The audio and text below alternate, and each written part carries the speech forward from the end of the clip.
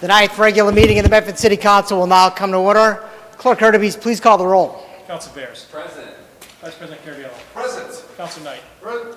Council Marks. Present. Council Morell. Present. Council Scarpelli. Council Scarpelli. Here. President Falco. Present. All 7 members are present at this time. I'd ask everyone to please rise to salute the flag. I pledge allegiance to the flag of the United States of America and to the republic for which it stands, one nation, under God, indivisible, with liberty and justice for all. Councilor Caraviello. Mr. President, motion to suspend the rules to take paper 20-097 out of order. What's the paper? The paper. 097. Which one? 097.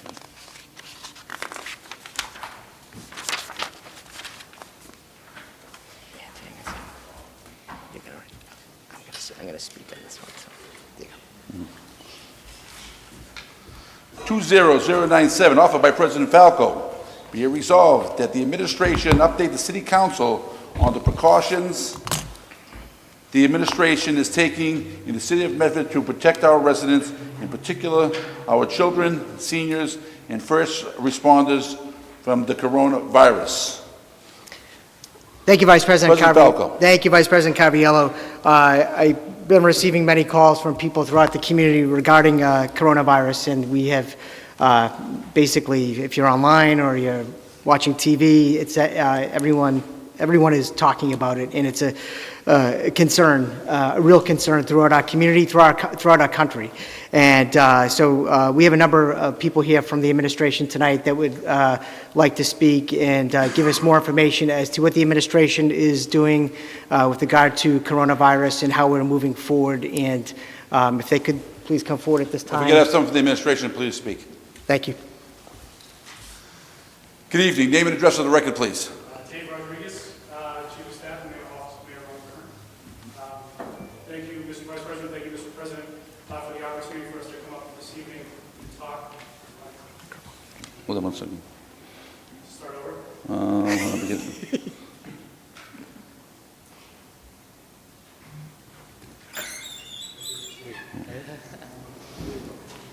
Okay. All right, good. Thank you, Mr. Vice President. Everybody, am I good? Thank you. And thank you, Mr. President, for putting this item on the agenda this evening. Dave Rodriguez, Chief of Staff, Office of the Mayor. I'm joined tonight by Mary Ann O'Connor, who's the Director of the Board of Health. This is an issue that the Mayor's office and the Mayor specifically is taking super seriously. We spent a lot of staff time over the past couple of weeks. I was encouraged to see the piece on the agenda this evening, so we got together in order for us to update the community and update the council on some of the things that the administration is doing in order to increase our preparedness with regard to the situation. So I'll hand it off to Mary Ann, and we can go back and forth, happy to have a conversation about the administration's situational response to the issue. Good evening. Good evening. Thank you for having us here this evening. So yes, this is a true public health concern, and while here in Medford the risk still remains low, it is certainly something we're taking very, very seriously, and we know it's an evolving situation and that could change at any time.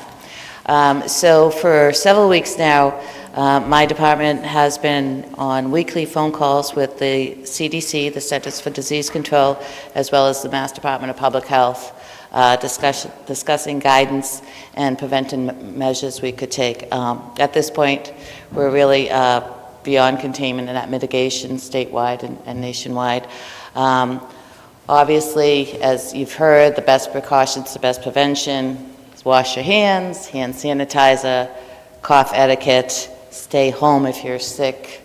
We're also talking about, and real discussions around what we call non-pharmaceutical interventions. And the best one of those is what's called social distancing. So examples of social distancing you've seen already in the news. Those are your travel restrictions. You saw the governor today saying that he's going to halt seminars and conferences and travel. Going forward, these are things that we're going to need to discuss around social distancing. And what does that mean for Medford? Does that mean we have to really start looking hard and seriously at canceling some events that may be difficult, but certainly necessary for the good of the citizens of Medford and for our safety? So we've also met with local emergency personnel, and a couple of weeks ago at a department head meeting, we really started the conversation around what's called continuity of operations, and really asked department heads to start thinking about what happens in their department, what are the essential functions of their department that we need to continue to do to serve the citizens of Medford, but what are those functions that if we get really thin, if absenteeism really hits the roof and we're not able to do, what are those functions that we can temporarily suspend? What are those functions that some of your employees could do remotely from home? And to really have department heads start thinking about what if they get sick? Who's in charge? Who's the next in charge? Who's the next after that? So those efforts are underway. We're really going to be honing down on department heads to really come up with those plans. They're called COOP plans, and so we're working with them on those. We also have another meeting scheduled tomorrow with all the emergency management personnel going forward to start making plans. We've been training and talking with first responders and looking to make sure they have the proper equipment. As you've all heard, masks are scarce. So we've been gathering up what we can. Right now, we think we're good, but obviously going forward, it was good to hear in the governor's news conference today that they have some PPE coming in from the national stockpile. Hopefully that will trickle down to communities as well, because if this thing keeps evolving, we're probably going to need those supplies. And the school department, we've been in close contact with every day. I have my morning call with the school department, and as you know, you've seen efforts that we've taken there as well. And some of those are social distancing efforts, like what happened with the teachers who had returned from those countries. So any other questions or anything I've missed? Just briefly, as it was released today, and we did do some extensive outreach this afternoon, there has been a presumptive positive test for a case in the city of Medford. We released that information. We're certainly not obligated, and we spoke with DPH regarding the release of that information. It's our commitment to give the information to the public as much as we can, as quickly as we can, in order to, one, make sure that they have the information. Second of all, to make sure that they're advised of some of the mitigation and the general precautions, the hand washing, the disinfecting, the social distancing, some of those efforts, and also to alleviate concerns. We truly understand how much anxiety this is driving for the public in general, and we want to make sure more information is always going to be better than less, and any information that we can give, we want to give. Of course, there is information we can't. There's privacy concerns that are in play, identities, locations, exact circumstances of contraction, stuff to that concern. But we work closely together. I think Mary Ann spent 3 or 4 hours in my office today strategizing on these things, working on these things. All department heads have been instructed in order to do COOP planning, in order to ensure the delivery of services, identification of essential functions and essential personnel, in order to make sure the government keeps running, that we can continue to provide these services. So the mayor is, I can't stress this enough, is that the mayor's commitment to transparency regarding this issue is paramount. And every piece of information that we can give, we are going to give as quickly as possible. We think that can mitigate and contain the spread. We're beyond the point of being able to stop it. We have to try to mitigate what's going to happen now. So the meeting that's going to take place with emergency management personnel is going to be very important for us tomorrow, so that we can rely on the guidance that's been given by Department of Public Health, CDC, the Governor's Office, the declaration of the state emergency, and analyze that for how we can adapt those plans. Public safety dispatchers have been given protocols as to what to do and what questions to ask if somebody calls 911 regarding an issue like this, in order to protect the first responders that are responding. Protocols have been put in place for fire and police, for them as they respond, to make sure that they're insured safe. Kirkland, Washington was a perfect example. We took some really hard lessons from them. They have 25 firefighters stuck in a firehouse as quarantined because they all rushed in, because that's what they're trained to do. If somebody's in trouble, they want to go help. So we have to slow things down a little bit in that regard to make sure that the firefighters stay safe, the first responders stay safe, the ambulance stay safe. We're trying to be as thoughtful as we can in this approach. And we do have the public information set up on the website. We would refer people for more information to go to the city website, and as well as the DPH website and the CDC website for guidance. And we have some very helpful, frequently asked questions that are on the website, trying to make it as simple as we can for folks that we brainstorm. What questions would we ask if we were on the outside looking in on some of these issues that we're constantly updating, we're constantly trying to be responsive and kind of adjust. The ground is shifting on us a lot, so Yeah. we're trying to be responsive to that as well. Thank you very much for your briefing. Very informative. I watched the school committee last night, the school committee meeting, and that was, they talked about what they were doing in the schools, and that was very informative as well. So if we take a look at, our different public buildings throughout our community, so if we take a look at, our schools, they talked about, I think it was a Jenny O machine that comes in and sanitizes. Jenny on, yep. Okay, they talked about that, and how it sanitizes, I think, classrooms and stuff like that, which is great, and I know they've had one deep cleaning, and I think another one scheduled soon. Correct. Yeah, I think it happened over the weekend. Yeah, okay, so which is great. As a parent, that's what I want to hear, that, our school spaces are clean. So what about our other public buildings, like City Hall, the library, senior center? Are those being cleaned as well and scrubbed down and whatnot? Sure, all those buildings are regularly cleaned, and I do know that the bathrooms here at City Hall were deep cleaned Okay. recently, but that is going to be a point of discussion tomorrow about how we approach that Okay. and how we contract out to make sure that gets done. Okay, great. I mean, when I look at like the library and I look at the senior center, I look at the City Hall, there's hundreds, if not thousands of people utilizing these spaces, on a weekly basis. So we just want to make sure that, we're, we keep our schools clean, of course, but also our, public spaces, our public buildings. So thank you very much for your information. Appreciate all your help. Thanks. And we are available all the time. Please email the mayor's public email address. If there is any questions, send them there. We're happy to be a resource for the public. We understand how concerning this is for the public. Great. Because we're part of the public, so we're concerned too. So we genuinely want to be as informative as we can. And people Thank can you. call my office anytime as well. Thank you very much. Thank you. Councilor Bears. Thank you, Mr. Vice President. Just two quick questions. First, how does, you mentioned personal protective equipment and some other stuff. What ways does the governor's declaration of a state of emergency affect how we were preparing up until this afternoon when he declared it? As far as PPE goes? Or just in general? You mentioned PP as Yeah. one example. Is So there what other? was just that Monica Burrell, who's the DPH commissioner, she mentioned on the conference call, this afternoon, that they had already put in a request to the national stockpile for additional PPE, and it supposedly was on its way. So that's what I was referring to there. But we've been basically following the same guidance that has been put out from day one from DPH and CDC, and that guidance has changed and evolved, but that's been constantly monitored and constantly, in touch with them, and any questions we have, they've been very responsive as well. So we're all just really keeping a close eye on what's going on.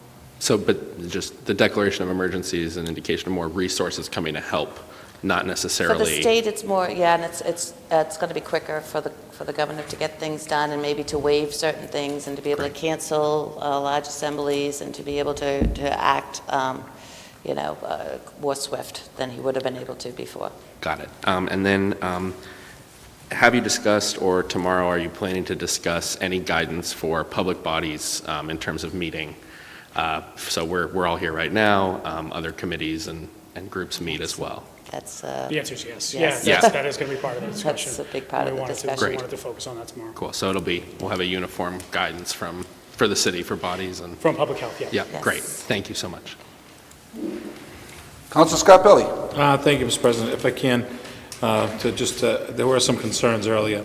I know there's some limitations, we do have limitations of the information we can give about the person that has already been diagnosed and found to have the virus, but is it safe to say, or could we say that it has nothing to do with the schools? Because I think that was one of the concerns. 'Cause I think the Absolutely. kids right now, they're feeling it, they're feeling anxiety probably more than anybody right now, so. Absolutely safe to Just say making this, sure if we yeah. could just say it has no one to do with the schools, This and individual we're had no safe in the contact schools. with the schools, has Perfect. no, Excellent. has had no contact with school-age children. Excellent. So a full investigation is normally done with these by the Board of Health. Right. And with our partners to ask these tough questions at Okay. the time. We check on that individual often, every couple hours. Good. What's your fever? What's your temperature? How's your condition? Have you had any contact with anybody? Okay. And so we're asking these questions constantly to ensure that Thank you. specific concern. Thank you so much. Thank you, Councilman. On the motion by Councilor Knight to receive and place this on file, seconded by Second. Councilor Scarpelli. All those in favor? Motion passes. While we're under suspension. 20282 out of order. Which one? 20282 while under suspension. Communication from the mayor relative to early and classification of individuals. Hold on a second.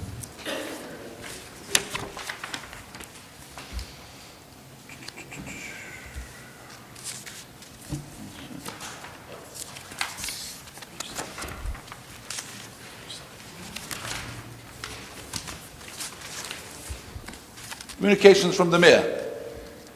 Dear Mr. President, City Councilors, I respectfully request and recommend that your honorable body approve the following recommendation of the Community Preservation Committee, requesting the appropriation of $3,000 from the CPA General Reserve to Elise Turner and Amishka Durali in association with the... President, if I may, 20282.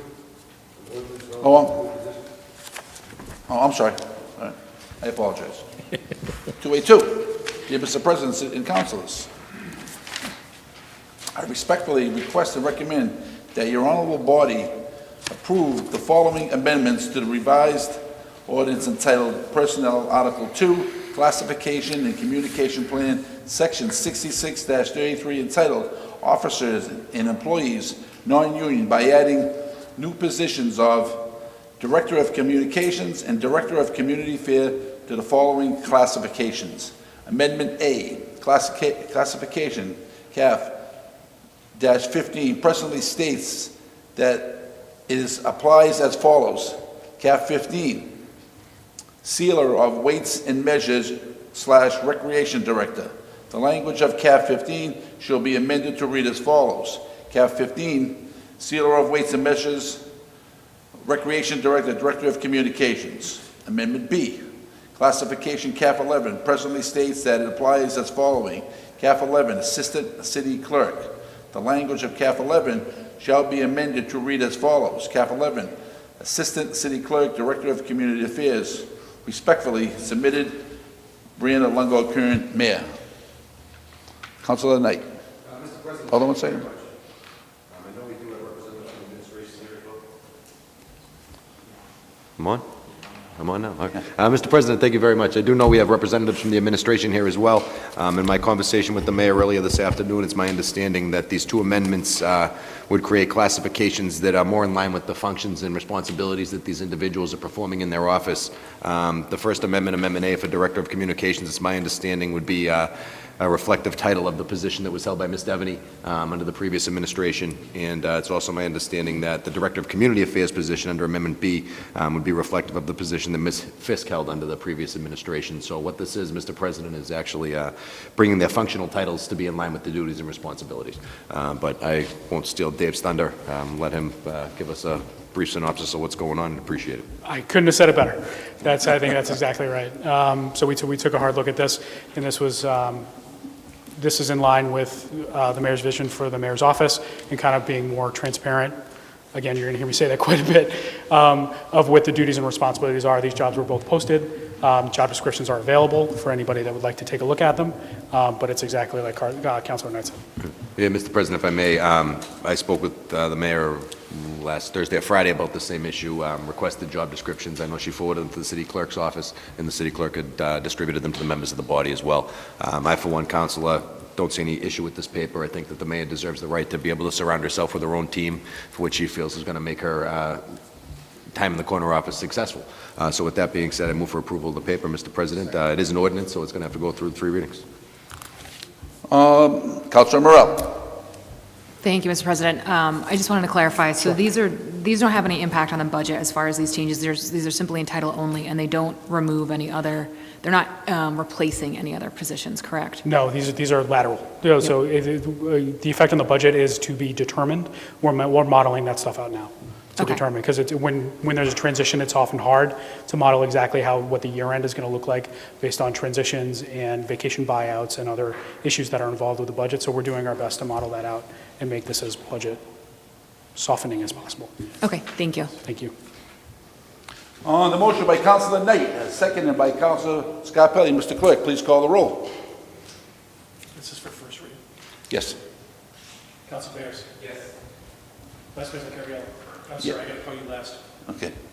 Council Knight. Yes. Council Marks. Yes. Council Morel. Yes. Council Scarpelli. Yes. President Falco. Yes. And Vice President Carriello. Yes. 70 in the affirmative, motion takes, Mr. President, while we're under suspension, well, yes. paper 20-094. 20-094.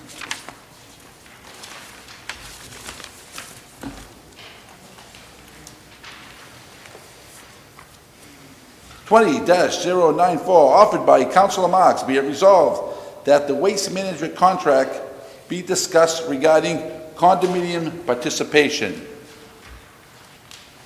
Pick your button. There we go. Councilor Marks. Thank you, Mr. President. I put this on tonight's agenda because I had several residents that reside in condos, in particular Maple Park condominiums, that reached out to me recently regarding waste pickup. And they asked me the question, which I've actually received over the years from other condo people in the community, why don't they pick up my trash, the city? We pay the same tax rate that any other good-paying taxpayer pays in this community, and we don't get trash service. So I did a little homework, Mr. President. We have probably about 8 or 9 residents from Maple Park, and I appreciate they all came out tonight, because this issue is very important to them. But I did a little homework, Mr. President, pulled out the contract that was signed by the City of Medford and Waste Management back in August of 2010. August 25th, to be precise. It was a 10-year contract which actually ends this year. And it's my understanding in talking to DPW, what resulted from the contract back in 2010 was the city went around to all the different condo associations. And they touched base with each condo association saying, we're signing an agreement with Waste Management. It's going to be a 10-year agreement. Are you interested as an association to have either recycle or trash pickup at your building? And for a number of different reasons, many associations said, you know what, we're interested in having both. And the city added their condo to the contract, which I have a copy of all the condominium associations and whether or not they get trash, recycle, a combination, or none. And so at the time, they went around to all the condos. Some condos, like Maple Park condo, opted at the time not to do trash pickup. They currently have recycle pickup, but not trash. And it was based on, I guess, the board of directors of the condo association, and they decided not to do it. But within the contract, Mr. President, and I won't read it, it's a lengthy contract, but on page 6 of the contract, under section 12, it states, the contractor shall collect refuse weekly and recyclables every other week from condominiums as listed on Exhibit D, and that's what I refer to. Exhibit D shows you all the different condo buildings and whether or not they have recycle or trash. It says, Exhibit D, as from time to time may be amended, subject to compensation as specified in Section 23.3. Condominiums will be required to provide rubbish dumpster and recycling carts compatible with contractors' vehicles at their own cost. Condominiums that require services greater than specified herein will be directed to purchase additional service outside of this agreement from a vendor of their choice. So at the time, Mr. President, Maple Park condo, and like I said, there are other condos that are in the same boat, decided not to do the trash pickup. And then some years later, they say, you know what? At this point, we'd like to start trash pickup with the city. And I'm being told from the DPW department that in order to do so, if Maple Park wanted to join the contract, they can do it one of two ways. They can ask during budget period, which is coming up very shortly, to have the city, because we have a fixed amount every year that we put into the waste management contract, and if we were going to bring on a new condo association, that would increase the contract amount, naturally, that we would have to add to the budget based on the newcomers into the program. So that would be the first way. If Maple Park and other condos said, you know what, we'd be interested now in joining, please sign us up. The city would have to make compensation within the budget to account for that. The second way, Mr. President, is the way of the contract ends in 2020. So it ends this year. It's a 10-year contract. It ends this year. And I'm not sure how this new administration will go about doing this, but I would assume it might be similar to what they did 10 years ago and reach out once again to all the condo associations in the city and saying, would you like to participate? And we can gather a new list at the end of this contract, which is this year, and have the city fund this brand-new list. I'm being told also in the past, over the last 10 years, based on a by request, the past mayors, if an association went to the previous mayors, they would make their case for why they need recycling or trash pickup through the city, and the mayor would grant it or not grant it. And I have been told that in the past, there have been condo associations that have been granted this additional pickup service through the mayor's office. So I'm offering tonight, Mr. President, a way that not only Maple Park, but the other condominium associations that I have on this particular list, like Craddock Cove, I think the Regency condo, Wellington condo, there's a number of other condos in the city that may opt to participate. So I'm asking through this resolution, and I'd like to hear from some of the residents also, Mr. President, that the mayor determine how she wants to handle it. If she wants to do it in this year's budget, we have to make sure that the condos that want to participate make it known and that we add that to the budget.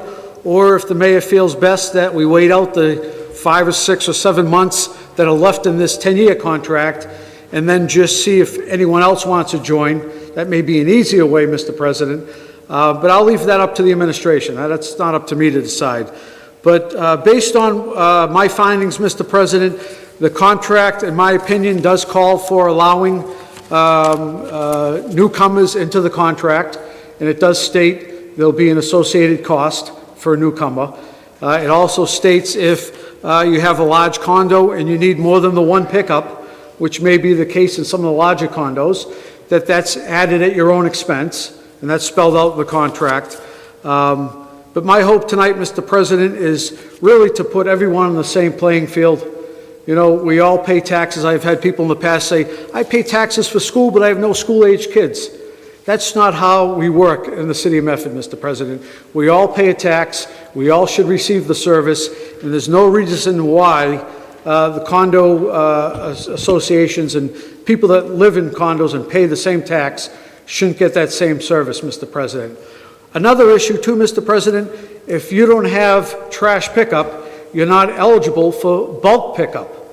So someone that lives in a condo that wants to dispose of a bureau or a mattress or something, they're not eligible for the pickup that every other resident is eligible for. And that's unfair too. So I'll have residents, one resident told me he had to take his mattress over to his friend's house. This gentleman is not a spring chicken, Mr. President, and to have him get in his car and bring his mattress over to a friend's house is unacceptable. And they should be added, Mr. President, as well to the bulk pickup. So I'd like to hear with I know Cindy Watson's here with the number of residents, and I would offer that in the form of a motion, Mr. President, that either suggestion be entertained by the mayor to ensure that Maple Park condo and any other condo in the city that opts to enter into the program is able to do so. Thank you, Councilor Marks. Thank you. On the motion of Councilor Marks, seconded by Councilor Knight, can we please have your name and address for the record? Yes, Cindy Watson, 65 Valley Street. First, I just want to preface this by saying thank you, Michael. Michael has had an ongoing dialogue with many of the people at Maple Park, and just by mere fact alone tonight, there are 44 owners, residents at Maple Park, and we have more than 20% represented tonight. So that shows you, illustrates the commitment. Now, again, we're not asking for anything extra. It's just sort of, an equitable situation that has been overlooked. We do have one of the residents who was on the Medford Coalition condo a few years ago and did meet with former Mayor Michael McGlynn, and it was to be resolved that bulk pickup would happen. Unfortunately, I'm not sure what happened. It went through the loophole. We don't have it. Again, just to go back to what Michael said, over 40%, probably closer to 50% of the residents in Maple Park are senior citizens. Okay, we just had a situation where there was an older couple who just moved in, and it really caused a lot of disharmony because they didn't know the rules. There was about a mattress pickup, and the bulk pickup should be something that is allowed for everybody. And again, we pay taxes. We all have a beneficial interest in being an owner at Maple Park. Folks love Maple Park, and I can assure you, we follow the rules. When people come to visit me, I say it's a combination of a convent and a prison because we're so quiet. We follow the rules. We just want to follow the rules, and we want some level of, reciprocal interest back so that we are able to get bulk pickup. Thank you. Would anyone else like to speak on this issue? Any questions from the council? Come on, don't be shy. Come on. Don't be shy.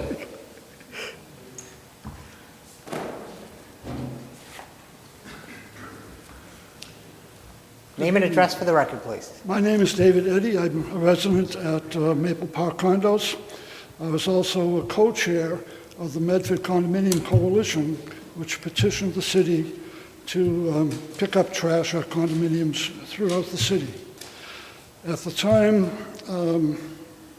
this contract was signed, we would have had to rent 2 dumpsters from Waste Management because our dumpsters apparently are not compatible with the pickup trucks of Waste Management. The cost for renting those 2 dumpsters exceeded the cost of the private contract that we had for picking up the trash. So we still pay property taxes, like all good people do, and included in that tax is trash pickup services. We chose to go with the private pickup because of the cost being less expensive than Waste Management. So we're still paying for trash pickup, and I don't see why we can't have the bulk items picked up at no cost to us. Thank you. Thank you. Would anyone else like to speak on this issue?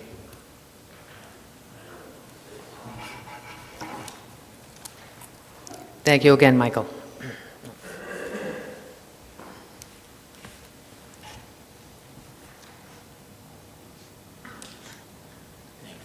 Could you please have your name and address for the record?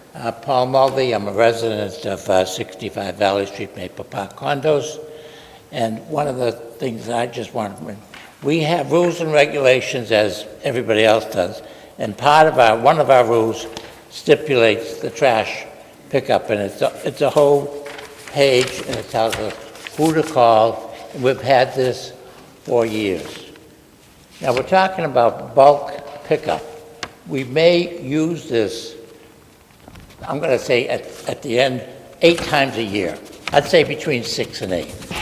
we pay between $125,000 and $140,000 in taxes. So we're just looking for a little fairness in really what we've had before, and nobody can tell me how it stopped. You know, I know we do have something, notes about a meeting with Mayor McGlynn, but this is 10 years old. And we haven't had any problems. We've called these people, we've always had, they said leave it at the curb, whatever it was, 2 weeks from then all of a sudden, I would say a couple of years ago, nothing. And it's stupid, it sounds silly that every time we have a problem, we got to run down to City Hall and get in touch with the mayor if we can't get in touch with anybody else, because these people don't talk to us. They just say no. Well, just saying no isn't what we're looking for. But we have other documentations and stuff too. So that's my pitch. Thank you very much. Mr. President, just if I could follow Councilor up. Marks. I think part of the issue, from my understanding and talking to DPW, is that the city pays hundreds of thousands of dollars a year just for the bulk pickup contract. Yeah. And at some point, it was determined that if you didn't have trash pickup, that you weren't going to be eligible for bulk pickup. And I'm not sure where that decision was made, if it was a unilateral decision or what. I didn't see it in the contract, but I was told by DPW, if you don't have trash pickup, they're not going to pick up bulk. And I think that was a way of trimming down the exorbitant cost of the bulk items. I believe they said they pay $22 an item, the city, for bulk pickup. And it's unlimited. They only do it during the recycle period, so it's every 2 weeks they do the bulk pickup. But I think that was a way of cutting cost, and that may have been when they cut the service off to Maple Park during that, and I'm not sure exactly when it happened. But the reason why I brought up, Mr. President, is to ask these questions and have the administration. We have the Chief of Staff here, Dave Rodriguez, who I'm sure will take this back to the mayor regarding this issue, Mr. President, and we will be able to get an answer. Thank you, Thank you. Councilor Marks. Thank you. Before I call the roll, would anybody else like to speak on this issue? Good. Okay, great. Thank you again. Thank you for coming down tonight. Clerk Hurtubise, could you please read back the amendment? Councilor Marks' amendment is to ensure that Maple Park or other condominiums can enter into the trash pickup agreement with Waste Management. And then do you want it delineated by the two different options, or just at the administration's discretion? We can offer those two different options to the mayor, because it could be done, maybe done other ways too. but Okay. Those are the two that we're stating today. Okay. Adding to this year's budget, or when the contract turns out, which is at the end of this year, that all the condo associations would ask what their options regarding recycling and trash. On the motion of Councilor Marks. Seconded by Councilor Knight. As amended by Councilor Marks. A roll call vote has been requested. Clerk Hurtubise, would you please call the roll? Councilor Bears? Yes. Vice President Caraviallo? Yes. Councilor Knight? Yes. Councilor Marks? Yes. Councilor Morell? Yes. Councilor Scarpelli? Yes. President Falco? Yes, 7 in the affirmative, 0 in the negative, the motion passes. Thank you. While we're under suspension, Councilor Bears. While we're under suspension, 20-283. March 5th, 2020, via electronic delivery to the Honorable President and members of the Medford City Council, City Hall, Medford, Massachusetts, 02155. Communication. Dear Mr. President and City Councilors, I respectfully request and recommend that the City Council approves the appropriation of free cash in the amount of $47,400.00 to fund the assessors' data valuations. The balance of free cash before this vote is $10,478,681. Alicia Nunley Benjamin, Finance Director, is present to answer any of the questions, any of the council's questions regarding this matter. Good evening. Good evening. Ellen Brito, Chief of Staff, Chief, I really like Dave's job. I'm Chief The title Assessor. change. I get so nervous up here. Alicia's out sick, and so I'm here on behalf of, Thank you. she has been to the doctors, she's doing well, she'll be back to work on Thursday, but she's following the directive of if you don't feel good, stay home, which is a good point. Yes. So this item is before you to allow me to acquire some items that I need to begin the fiscal '21 certification. So I know it's a fiscal '21 item, but we really do our work this time of year. So primarily, part of this funding is for personal property to finish the full data collection and valuation. And the state has mandated that 504 class code properties be valued a new way this year. Where I'm in a certification year, 504s are our gas distribution of natural gas, electric power transmissions and distribution. So those companies have we have new methodology to value them. I need assistance to do that. In addition, I have also, I'm acquiring a full-blown GIS system for assessors that will also have a public interface. This GIS system will provide me with new assessors maps, new neighborhood maps, a new zoning map. Our zoning maps are quite old. We need these updated, and the time to do it is during the reval year, so I have good data as I set the values for fiscal '21. The other two items is a NEAR map, which is aerial orthographic images of the whole city. NEAR map is a company that flies the city 3 times a year. They can provide me with data back to 2014. I met with them this past fall, and with their imagery, I'll be able to use another technology called Pushpin. Pushpin is change detection software. It's going to take those flyovers and identify properties that have changed since the previous flyover, which is critical to me capturing growth for properties that didn't take out building permits. So and it's a check to make sure I'm doing that work. So that's why I'm asking for these funds in the middle of the year to get this work done in preparation for having a successful certification. Thank you. Councilor Knight. Mr. President, thank you very much, and Ms. Brito, thank you for being here this evening. So what I'm hearing is that ultimately you're coming before us this evening to ask for the tools that you need to necessarily comply with state mandates Correct. and meet the objectives of the office that have been put forth by the Board of Assessors. Correct. Mr. President, move for approval. On the motion of Councilor Knight, seconded by Councilor Beers, Councilor Cariello. Thank you. Just a point of curiosity, you mentioned that when they do these flyovers, they pick out homes that have been improved that didn't pull out building permits. What happens to those homes that didn't do that? Well, they're going to tell me every property, so I'm going to make sure I've captured the properties that we did have permits for, but also ones without permits. I'm going to go out. I can sit at my desk with this technology and add on that deck or addition or new shed and put it right into the property record card, but we always go out and field check them as well. But it's just going to help me identify them quicker. As you know, we do full cyclical cycles, but that's a 10-year cycle. We're only, about 15% of the whole city done since the last time. This will help me get through it quicker. Thank you. And capture growth. Thank you. Thank you, Councilor Cariello. Okay, on the motion of Councilor Knight, seconded by Councilor Beers, Clerk Hurtubise, please call the roll. Councilor Bears. Yes. Vice President Caraviallo. Yes. Councilor Knight. Yes. Councilor Marks. Councilor Morell. Yes. Councilor Scarpelli. Yes. President Falco. Yes. Councilor Marks. Yes. 7 in the affirmative, 0 in the negative, the motion passes. Councilor Scarpelli. Communications from the mayor, 20-281. 20-281, March 5th, 2020, to the Honorable President and members of the Medford City Council.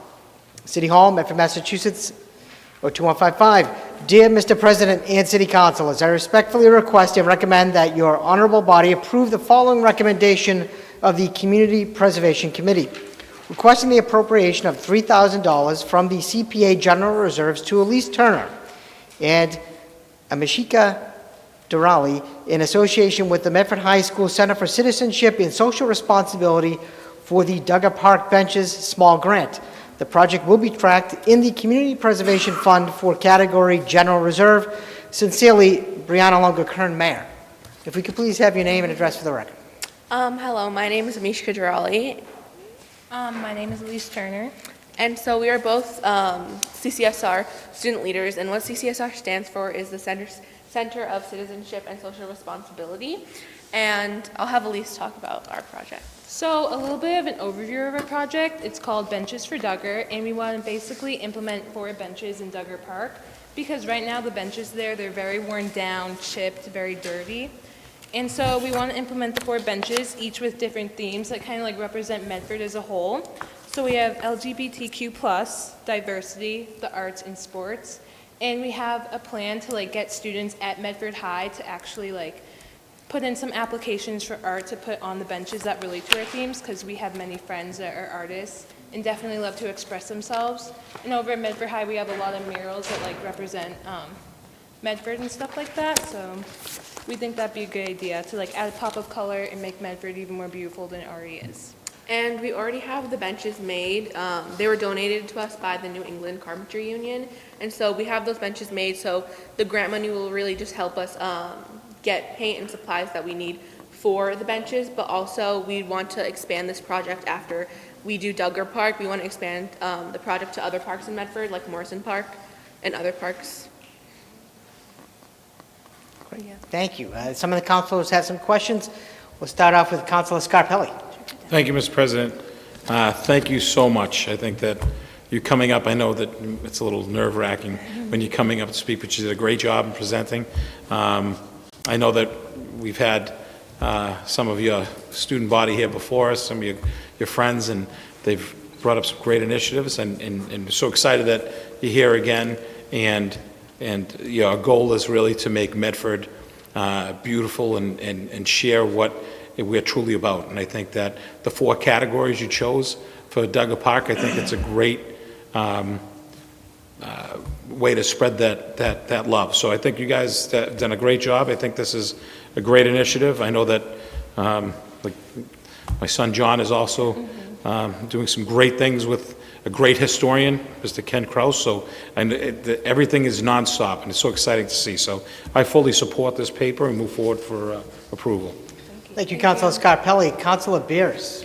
I can't say it better than Councilor Scarpelli, but it's really great to have you and so many students from Medford High. I was in your shoes not that long ago. I'm a Medford High grad.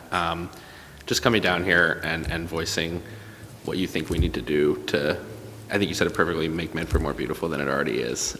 So I look forward to seeing you work on some other parks too. Thank you. Thank you. Thank you, Councilor Beers. Councilor Knight. Mr. President, thank you very much. I'd like to make a suggestion. Where this is a Parks project, we are well aware that the Parks Department does have a revolving account that's open with Modern Hardware, I do believe, where they do purchase a lot of their paint supplies. So it might make sense to coordinate with our DPW, because I believe we do get some bulk purchasing rates versus regular retail rates. So this $3,000 might actually end up being $4,500 if we spend it the right way with some of our in-house contacts that we have. So I'd suggest that you meet with the Parks Commissioner, Mike Nestor, and speak with him a little bit about, whether or not you guys can utilize the account that they have available and use their bulk purchasing to get some of the supplies that you need to get this done. But congratulations, wish you the best of luck. I want to give you the money. Thank you, Councilor Knight. Councilor Morell. Thank you, Mr. President. I just want to echo my colleagues and thank you both for coming out. I know you were both here early, so thank you for sticking with us and taking the time to present on this. It's so great to have another space for public art in the city, and then combining it with the actual utility of benches is beautiful. So thank you for bringing this forth. Thank you. Thank you, Councilor Morell. Councilor Carviallo. Thank you, Mr. President. I want to thank the 2 young ladies for coming up here for a fine presentation. But I want to thank Mr. Trotter, Mr. Skorga for developing these young people to come up here on every other week for different things and seeing them out in the community and being involved in the community, I think that's a tribute to their work, to what they've done with all these fine young men and women at the high school. So I want to thank them also for their leadership of this program. Thank you, Councilor Caraviallo. Councilor Marks. Thank you, Mr. President. The Center for Citizenship and Social Responsibility, you guys continue to produce. It's one after another after another. It's very impressive. And I like the fact that, you're getting donations, you're soliciting organizations, and you're doing it on your own. You're not saying, hey, how can you help or do this for us? You're taking the initiative. And I think that goes a long way. I too would like to see, you mentioned Morrison Park and potentially doing this in some other parks. We in the city of Medford are very fortunate to have so many beautiful parks within our neighborhoods, many of which I believe are underutilized. And to introduce something like the arts and attracting people to the parks, I think goes a long way. And I appreciate all the effort that you've both put into this, as well as all your fellow students. I thank you. Thank you. Thank you. Thank you, Councilor Marks.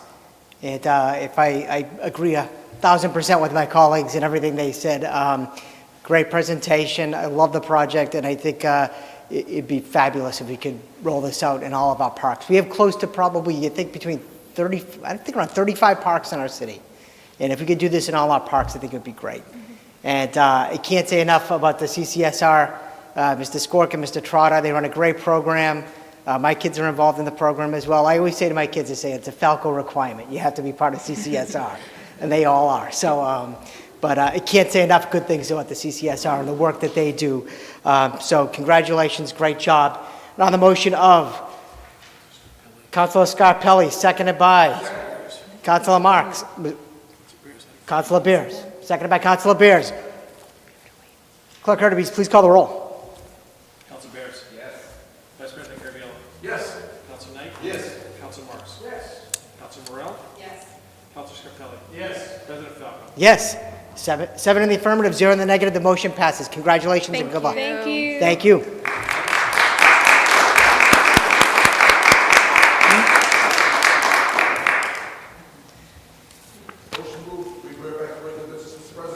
On the motion of Councilor Caraviallo, seconded by Councilor Beers, to revert back to the regular order of business. All those in favor?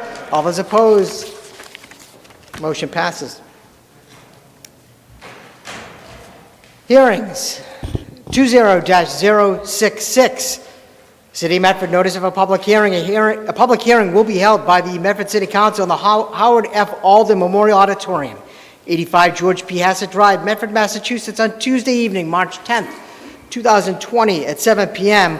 on a petition from Elias McHale of Alewife Auto Work of 33B Mystic Ave, Medford, for Class 2 used auto sales use special permit in Class 4 auto repair use special permit in accordance with Chapter 94 zoning ordinance of the City of Medford, Section 94-148D, Table of Use Regulations. Automobile use is 27A. For permission to operate its Class 2 second-hand motor vehicles sales and automobile use is 37. For permission to operate its automotive repair establishment at 33B Mystic Avenue, Medford, Massachusetts, a commercial 2 C2 zoning district. Petition and plan may be seen in the office of the city clerk, Medford City Hall, Medford, Massachusetts. Call 781-393-2425 for any accommodations, aids, TDD 781-393-2516. The City of Medford is an EEO AA 504 employer. By order of the Medford City Council, Adam L. Hurtubise, City Clerk. This was advertised in the Medford Transcript on February 20th and February 27th. At this point in time, I declare the public hearing open. This is open to anyone in favor of the petition. If you're in favor of the petition, please come forward and state your name and address for the record. Councilor Scarpelli. I talked to the petitioner, there were some questions, and I'm requesting a table till next week. Table to next week? Yes, please. Okay, on the motion of Councilor Councilor Knight. We tabling the public hearing, or are we tabling the vote on the petition? Public hearing, I Why don't we believe. walk through, Okay, go ahead. is he ready to present? He left. No, Oh, he he's left. not, so that's why. Okay, sounds So good that's to why me. there's Second no the motion, petitioner. Mr. President. On the motion of Councilor Scarpelli to table this matter to next week, seconded by Councilor Knight. All those in favor? All those in favor? All right. All those opposed? The motion is tabled.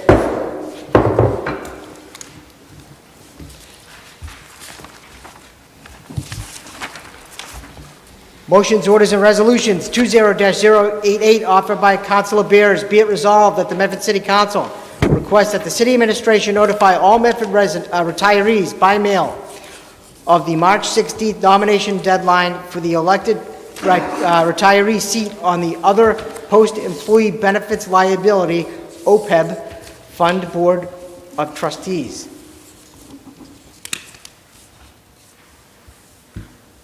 Councilor Bears. Thank you, Mr. President. So we recently created the OPEB Fund Board of Trustees. One of the seats on that Board of Trustees is an elected representative of the retirees of the city of Medford. I'm requesting that the city administration notify retirees by mail of the nomination deadline. However, I was informed by the administration that the nomination deadline has changed. It is no longer March 16th. Do you have a specific date, Dave?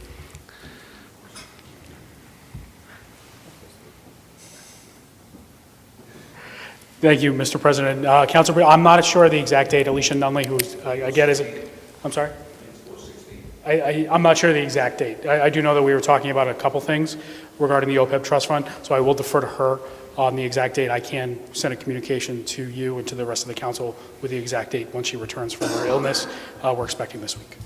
That would be That's great. okay. And then, you know, the date would be great, but either way, the motion that, maybe we can strike the date from the motion and just say notify retirees by mail of the nomination deadline. Sure. And I do know that Alicia has been working on this issue with the retirement board and trying to figure out an exact way to make sure that we do outreach to all the retirees. Great, thank you. So, Council, thank you very much. Councilor Bears, you'd like to amend the Yes. original resolution to strike the date that's listed? Yes. Okay. Just strike the words March 16th and just say retirees by mail of the nomination deadline. Thank you, Councilor Bears.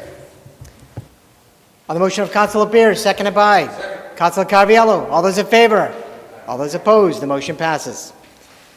20-089, offered by Councilor Knight. Whereas Rule 37 of the Medford City Council reads, insofar as these rules are not statutory sources of origin, the same may be amended, repealed, or suspended at any meeting by the council, by the vote of 4 councilors, with the exception of papers to be submitted under suspension, which requires 2/3 approval of council. Any paper to be submitted under suspension shall be read prior to the vote for suspension. Any suspension of the rules shall be put on paper prior to the vote of the suspension, so all councilors will be fully informed of the matter on which he or she will vote.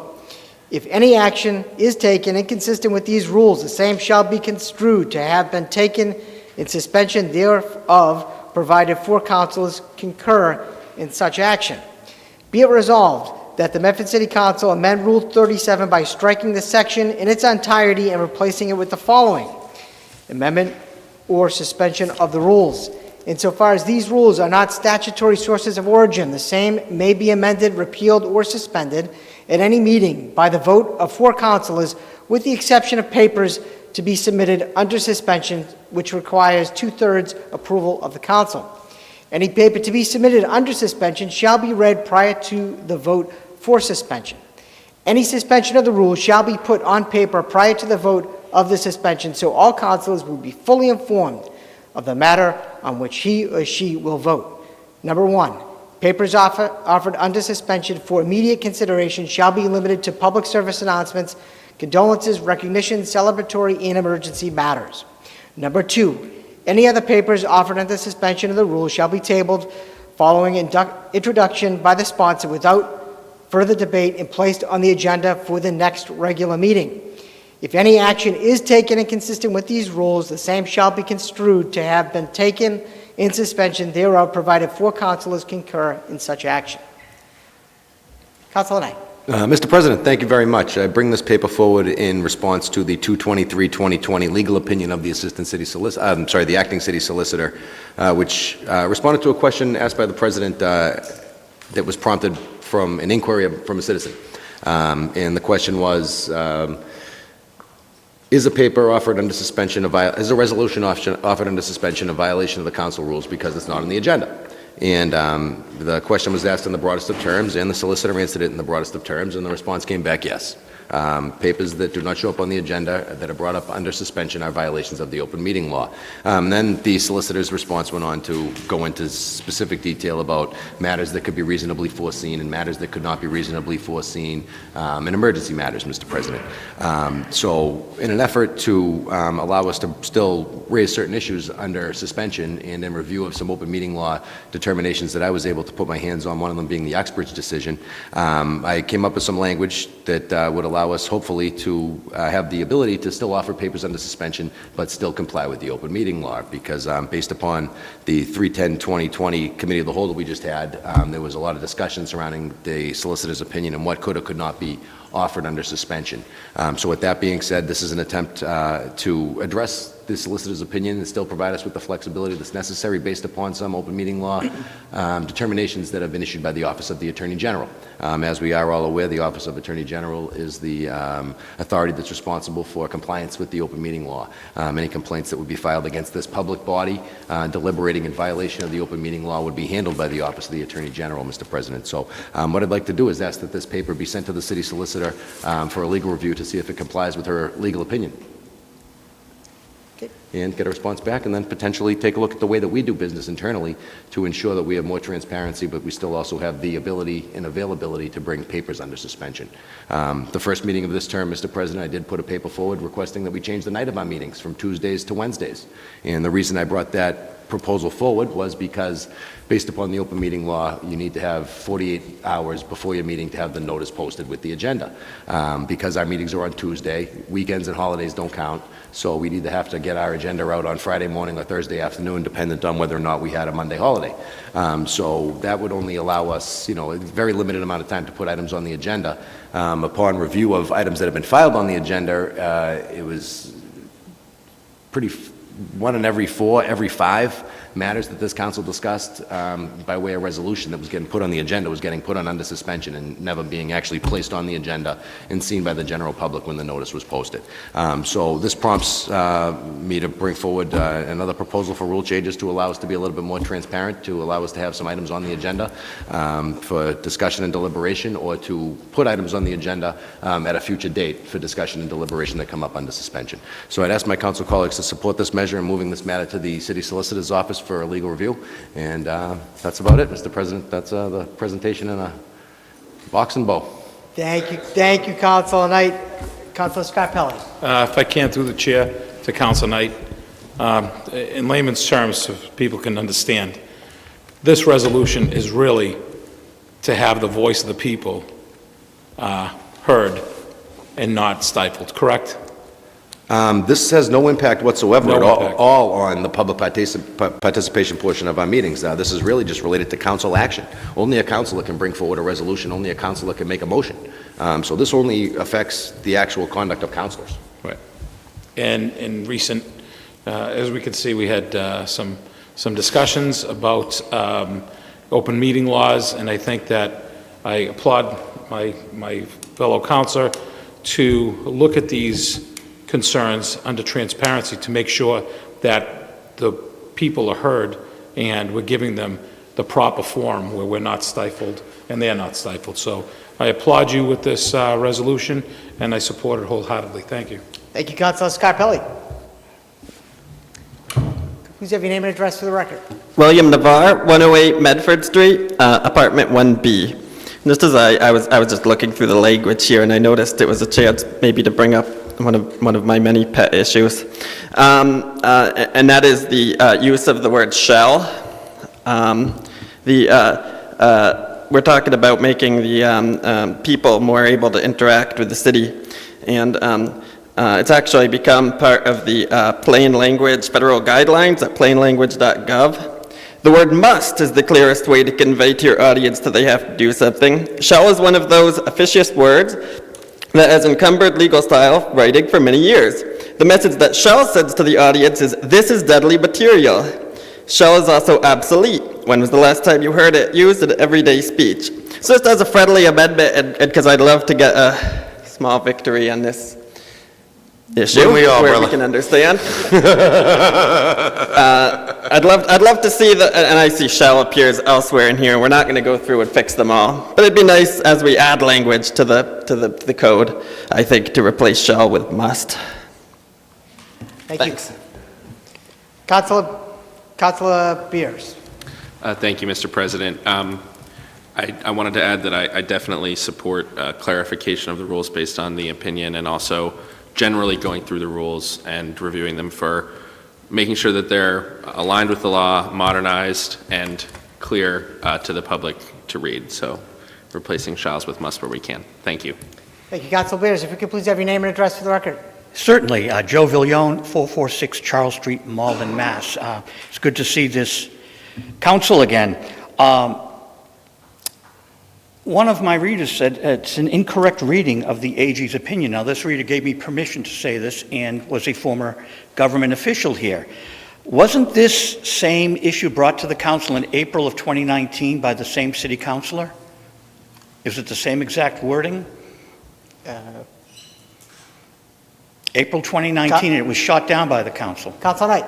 Mr. President, I do believe that pursuant to the council rules, every 90 days you can introduce a paper that's been deliberated on and addressed and deliberated to conclusion. So I'm really not too sure what he's getting at. Ultimately, the city solicitor issued an opinion. That opinion came out on February 23rd, 2020. Yes. So I'm a So little confused. by that. he's within the frames to. Oh, I'm not disputing that. I certainly know the council rules. I say respectfully, I just find it interesting that it's coming back when it was shot down. I believe it's chilling free speech. I really do, and I'm in disagreement with Councilor Scarpelli on this.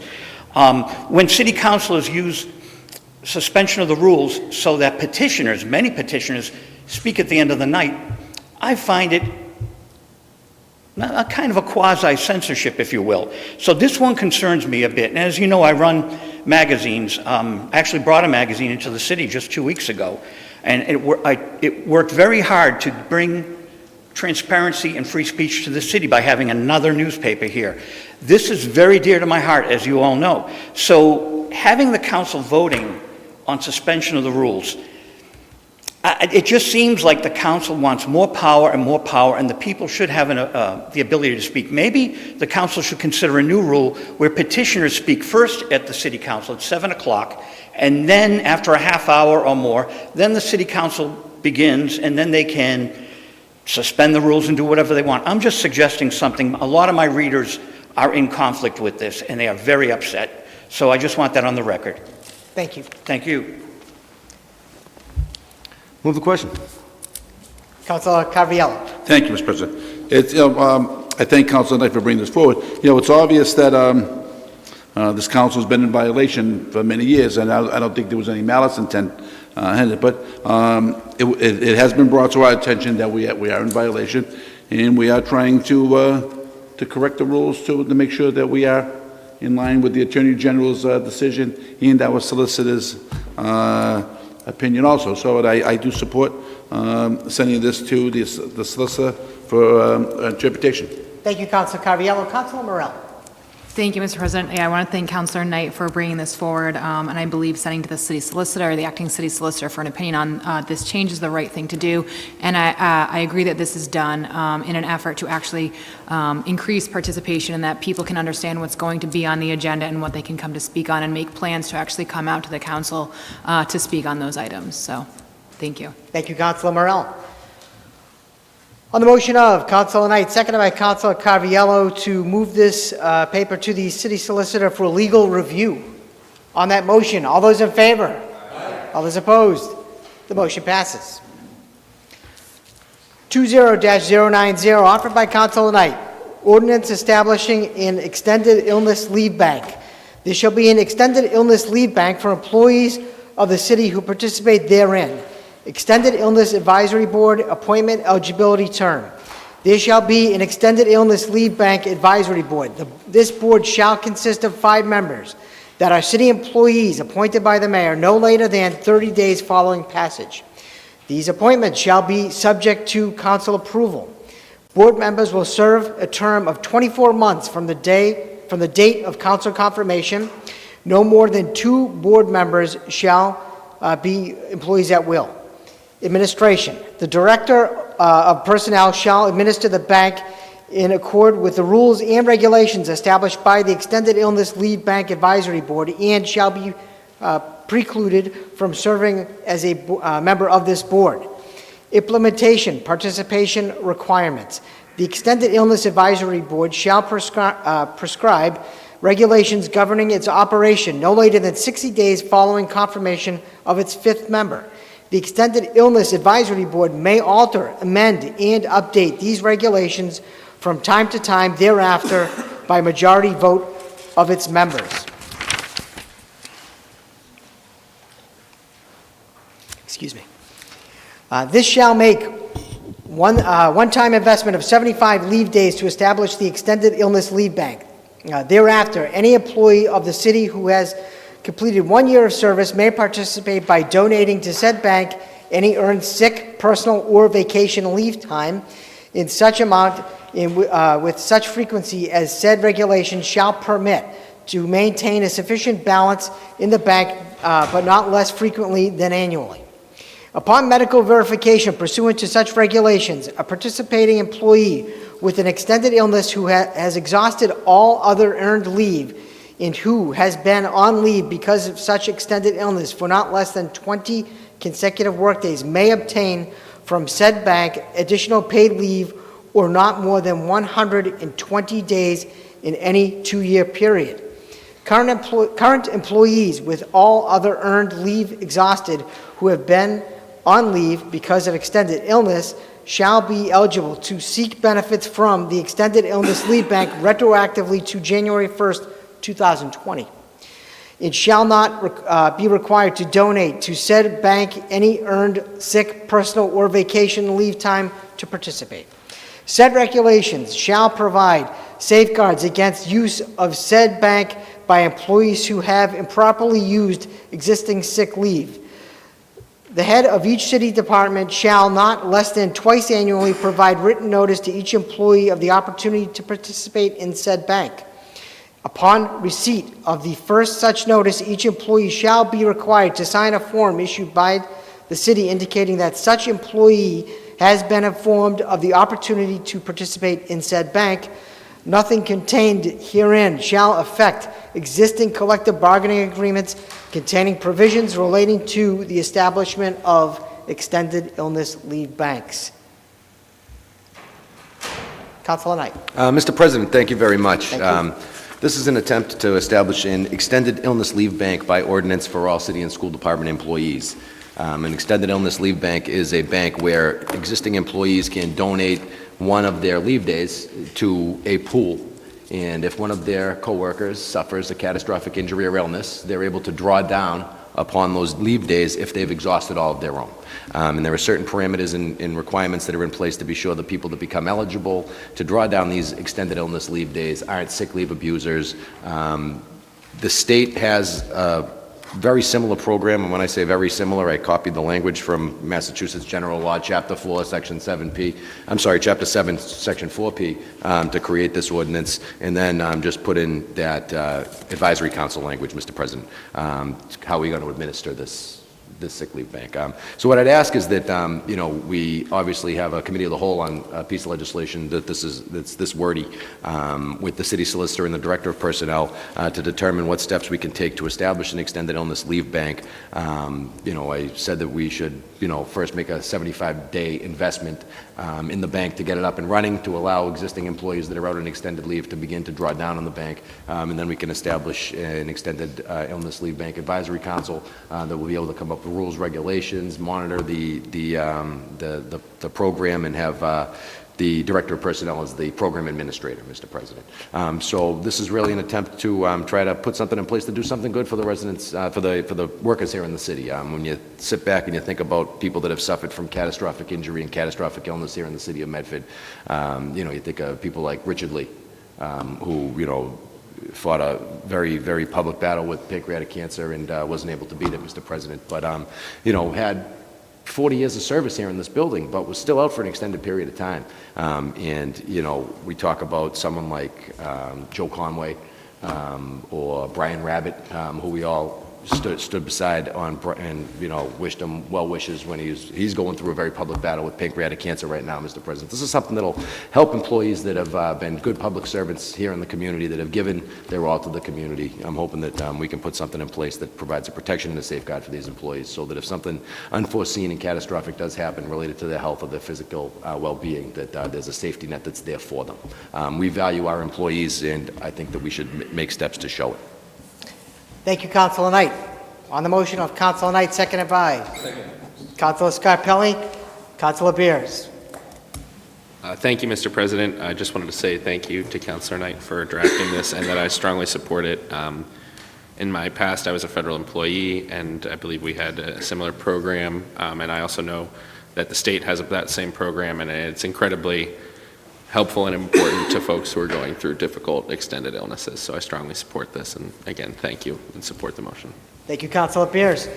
Councilor Scarpelli. Again, I too applaud Council Knight for bringing this forward. I think that as a municipal worker, someone who doesn't take sick days, people that are out there might question, even with this intent, that this is compromising city funding, but what they make sure they understand the way that it works is when people retire with the bank of sick days, they're then bought out. So when you could look at, we're going through that right now, where we have a custodian that is battling cancer, and he has a family of 4, and looks like, thank God, he's going to pull through, but without the sick bank process that we have in the community that I work in, that individual would have lost his home. So these are real issues, and this is what I think what Medford's all about, in helping your neighbor and your coworker. And I'm actually shocked that I didn't know that we didn't have it in place. So I applaud Council Knight, and I second the resolve. So thank you.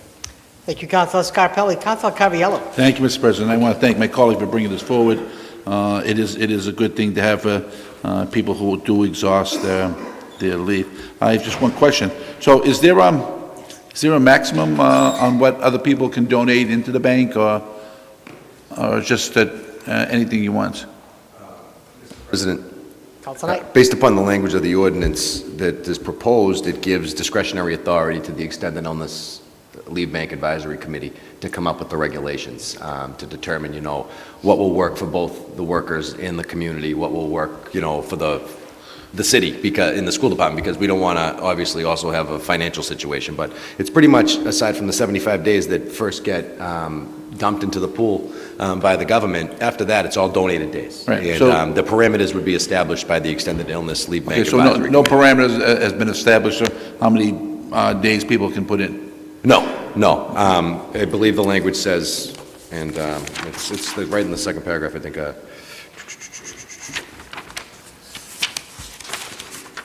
Any employee who's completed 1 day of service may participate by donating to said bank any earned sick, personal, or vacation leave time in such an amount and with such frequency as said regulations shall permit, to maintain a sufficient balance in the bank, but not less frequently than annually.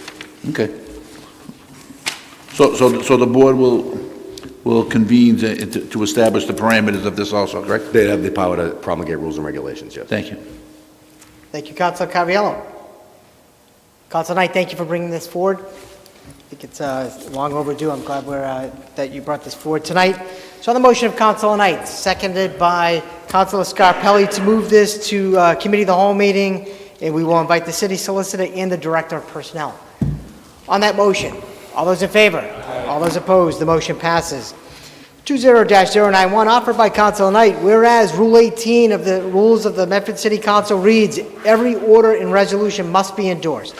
No order or resolution shall be received or acted upon unless endorsed by a member of the council. Be it resolved that the Medford City Council amend Rule 18 by striking the section and replacing it with the following. Every order and resolution must be endorsed. Filing of petitions. For the purposes of the section, the following definitions shall apply. Order, defined as a local bylaw enacted by the City Council. Resolution, defined as a paper stating an expression of opinion, fact, principle, or purpose. excuse me, petition defined as an application requesting council action as required by law. No order or resolution shall be received or acted upon unless endorsed by a member of the council. The filing of petitions shall be reserved only for matters requiring council action per law, including but not limited to special permits, grants of location, sign variances, and common victular licenses. Only petitions filed meeting this criteria shall be assigned a council paper number. All other petitions filed shall be placed on the public participation portion of the agenda and not assigned a council paper number. Council Knight. Mr. President, thank you very much. This is a companion paper to the one relative to the rules that we discussed earlier, 20089. What this paper does is it defines what an order is, what a resolution is, what a petition is, and establishes a process, Mr. President. Now, we've seen, especially around election time, the inordinate number of petitions that get filed at the rail to discuss issues that aren't necessarily something that requires a council vote, a special permit, sign reversal, grant a location, and the like, Mr. President. So only a councilor can file a resolution pursuant to our laws. Only a councilor can file an order or an ordinance pursuant to council resolutions in the law. So what this does is it just defines what a petition is. It defines who's an appropriate petitioner and who isn't. And someone that's not an appropriate petitioner would still have the ability to come up to the council and discuss anything that they want to discuss with the council and appear before the council when the time is right at the meeting, during the public participation portion of the meeting, wherever that may be, because it seems like there's an appetite to move that based upon the discussion that we've had surrounding the rules in recent days. So with that being said, Mr. President, this is nothing more than an attempt to provide a little bit more order and a little bit more transparency and streamlining the process for the way that we do things so that we don't run into a situation that we discussed earlier in our committee of the whole meeting, violations of the open meeting law and circus-like atmospheres coming up here at the council meetings. So that's the intent of the resolution. That's why I'm bringing it forward. You know, every order and resolution must be endorsed by a councilor because the council rules also say that any paper that's on the agenda has to be disposed of to a conclusion. If someone files a petition but they don't have official business before the council that requires a council vote statutorily, it's in essence the filing of a resolution. So that should be placed in the public participation portion of the agenda, very similar to the matter that we have on the agenda here this evening, I do believe, under 20099. So with that being said, Mr. President, I ask my council colleagues to support the paper. Thank you, Council Knight. Council Beers. Thank you, Mr. President. I think assessing our rules, making sure they're good definitions, strong definitions, and processes are important. Whatever the point of action is going forward, I think part of the conversation for me would be on addressing Rule 33, which is what is the rule that addresses the structure of council agendas, and kind of aligning that with this, and then also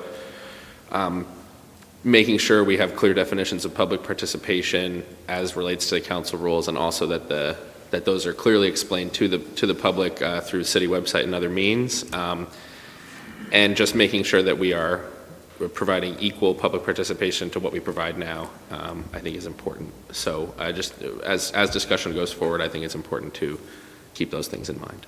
Thank you, Councilor Beers. If you could please have your name and address for the record. Certainly. Joe Villione, 446 Charles Street, Malden, Mass. I'm somewhat in agreement with Mr. Knight. I do like having specifics. This is great. It's a slippery slope, though. If people are coming up here and it's election time and they want to give information, how do we work with that? Let's take an example. With the new rules for filing and for the petitions and such, what if a city councilor uses condolences and birthdays for people that aren't as recognizable as others? Is that considered campaigning? So where you have on one hand, the condolences and birthdays are allowed under suspension of the rules, a councilor can abuse that and file more of those than actual motions and resolutions. So it is a slippery slope, but I do love the idea of having petitioners come up because I like free speech and want to see more people. So if you could start the council at 6 or 7 p.m. and have a public participation, do what you want with the rest of the night. Thank you. Thank you. Council Knight. I do believe the term is referred to as bully pulpit, Mr. President, and when you become an elected councilor, you have the right to file any resolution or order that you'd like, and it comes up to the rest of your colleagues to determine whether or not they feel as though that's something that they want to pass on. So with that being said, I thank the gentleman for coming up here and agreeing with me, and I hope we can move forward on the issue. Okay. Thank you, Councilor Knight. On the motion of Councilor Knight, seconded by? Councilor Scarpelli. All those in favor? All those opposed? The motion passes. Yeah, the motion, the motion for, approval. Yes, that was approval of a rule change. Correct. Sorry, but thank you for clarifying. Mr. President? Yes. Councilor Marks. I was not under the impression we were voting for a rule change, so I may have missed that. Okay, are you asking asking for reconsideration? I would ask that at this time, Mr. President. Okay, on the motion of Councilor Marks to reconsider that vote, all those in favor? All those in favor? All those opposed? The vote for reconsideration is successful. Councilor Marks. Thank you, Mr. President. The reason why I state that, I don't know, I was under the impression this was going the way of every other request, either sending it to the Rules Committee or being properly vetted. And I really don't think this has been properly vetted, in my opinion. I think it has all good intention. However, Mr. President, the filing of a petition by a resident is requesting council action.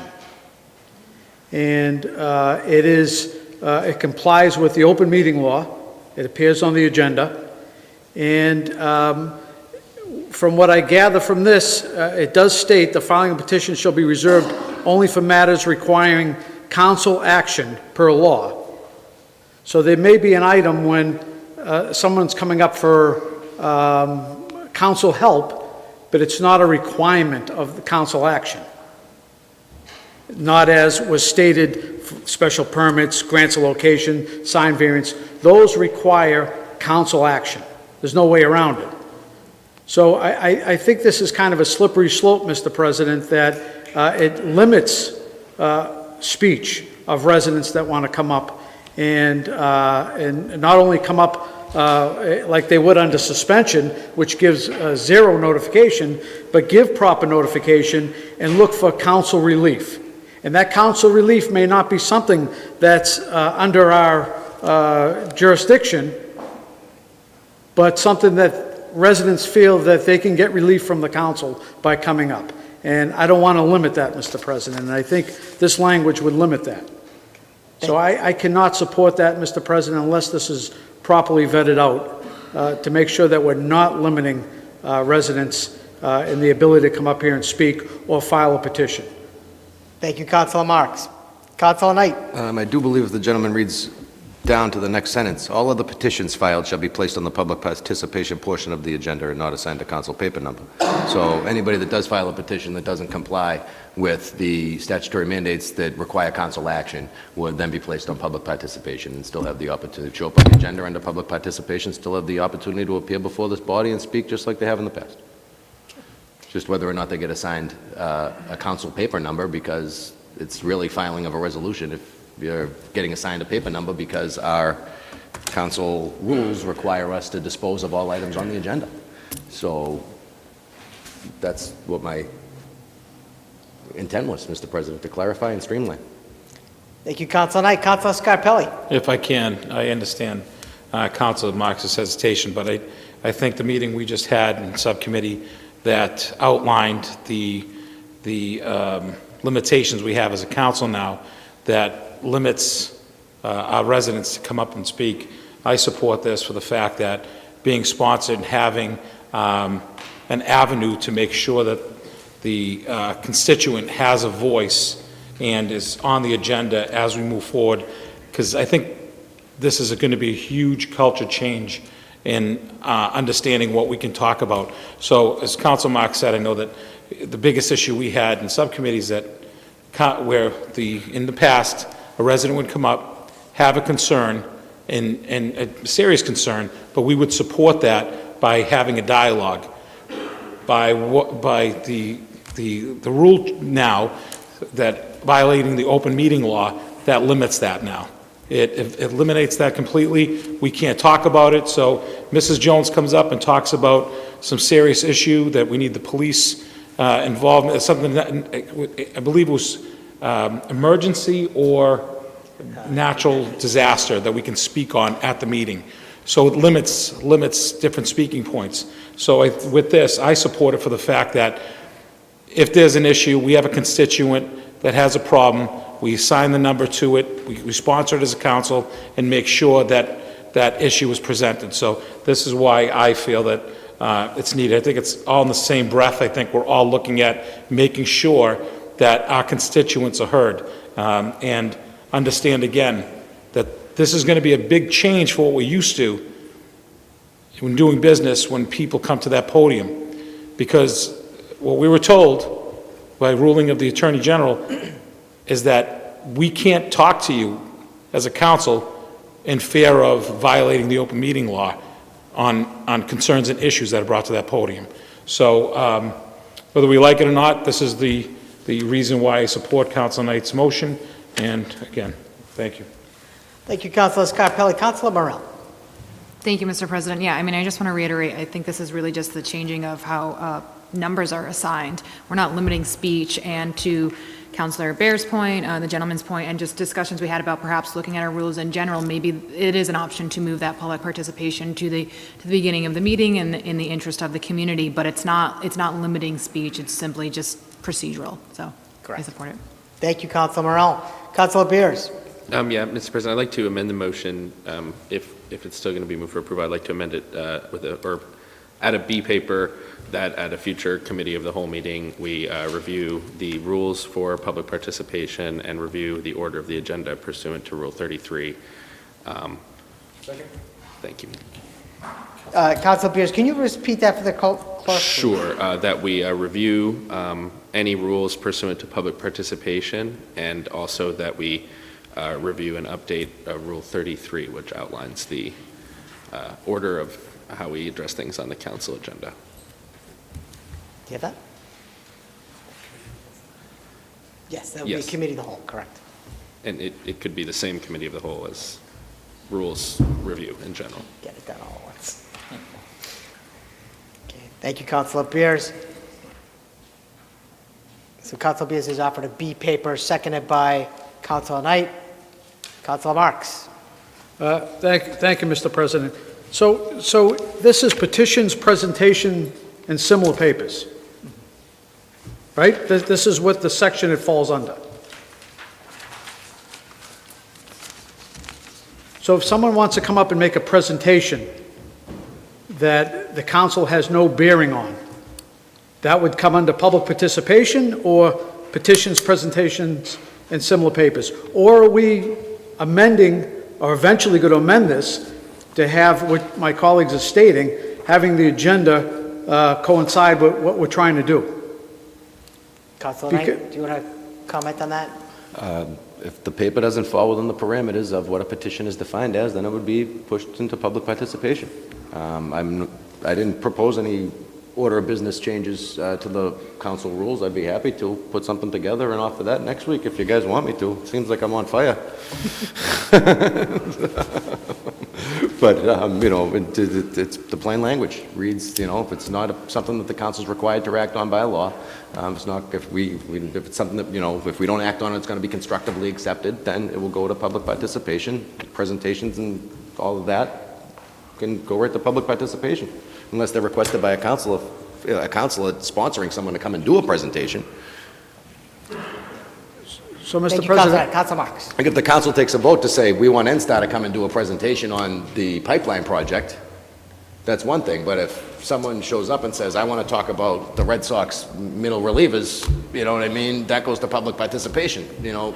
If we're asking someone to come and give us a presentation, that's one thing. If someone wants to discuss with us what's going on, that should happen in public participation. Okay, thank you. So is the issue that it's assigned a number? Is that what the issue is?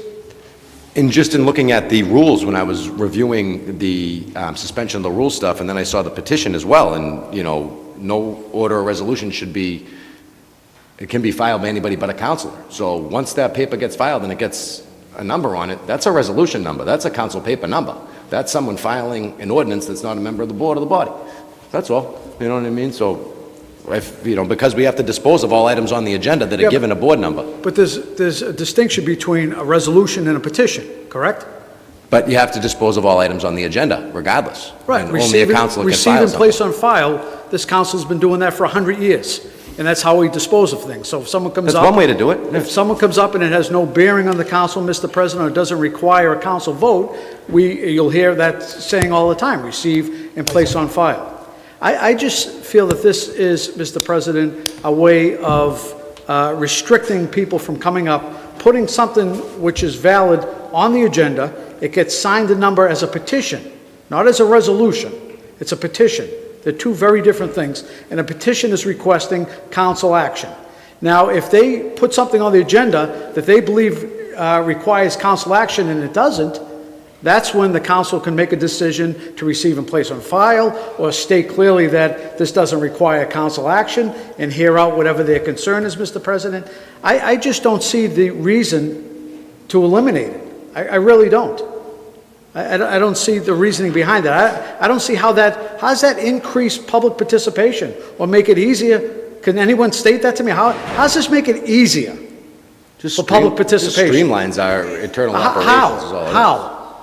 If someone can explain that to me, by eliminating this, the ability for some resident to come up and put this in advance on the agenda, so it's open and notorious and everyone knows what they want to discuss, I don't see how that, Mr. President, this enhances anything. And maybe it warrants additional discussion rather than just approving a council rule. It's not often in my years on the council that you ever see a council rule come up, Mr. President, and approved the same night. I can't recall the last time it happened, Mr. President. It doesn't happen often. And I think this hasn't been properly vetted, Mr. President, and I realize that we're looking to address our maybe open meeting violations and so forth. I'm not sure this accomplishes anything in that realm, Mr. President. And, I've heard people say this doesn't do anything to decrease public participation. Well, what does it do to increase public participation? I haven't heard that. Just as I stated in my presentation, Mr. President, this is more about defining the parameters of what it is that we're trying to do and streamlining the way that we do it so that our meetings don't turn into a circus-like atmosphere and environment. The more that we know, the more that we have it defined, the better off we are, in my opinion. That's where I'm coming from. There's no nefarious intent here, Mr. President. You know what I mean? I'm just trying to make sure that we do things properly and that we streamline things. We've gotten an opinion from the city solicitor that I think should be given a little bit of attention. I think it's, a little bit serious when the solicitor gives us an opinion that says that anytime you take something up that's not on the agenda or under suspension, that it's a violation of the open meeting law. Then all the talk that surrounded that suspension talk was whether or not people were going to have the opportunity to come up to the podium and speak. We have a dedicated section in our agenda for people to come up to speak on any topic they want, whenever they want, however they want. So I'm not seeing how this is having any impact on anything. All it is internal controls for the council and how the council operates. Mr. President, if I could, and this, Council Marks. I'm not directing this at council tonight. And I don't think, and I'm not taking that way, Council, at all. I'm not taking it that way at all. I just want, council rules are very important. Yes. And I want to make sure that they're properly vetted. And, public participation, as Councilor Knight said, you can come up at any time and speak on anything. However, what wasn't stated is, now under the open meeting law, Mr. President, you may be able to come up, but the council cannot deliberate now under the open meeting law. Correct. So if a resident wants to come up and speak on an issue, someone popped up tonight and wanted to speak on an issue, we can hear them out, Mr. President, but we can't deliberate. We cannot until they're placed on the agenda Hence, next week. petitions, presentations, and similar matters appears on the agenda, gives the 48-hour notice that's required by the open meeting law and the Attorney General. Hence, we can deliberate on something they're discussing, Mr. President. They're two completely different things.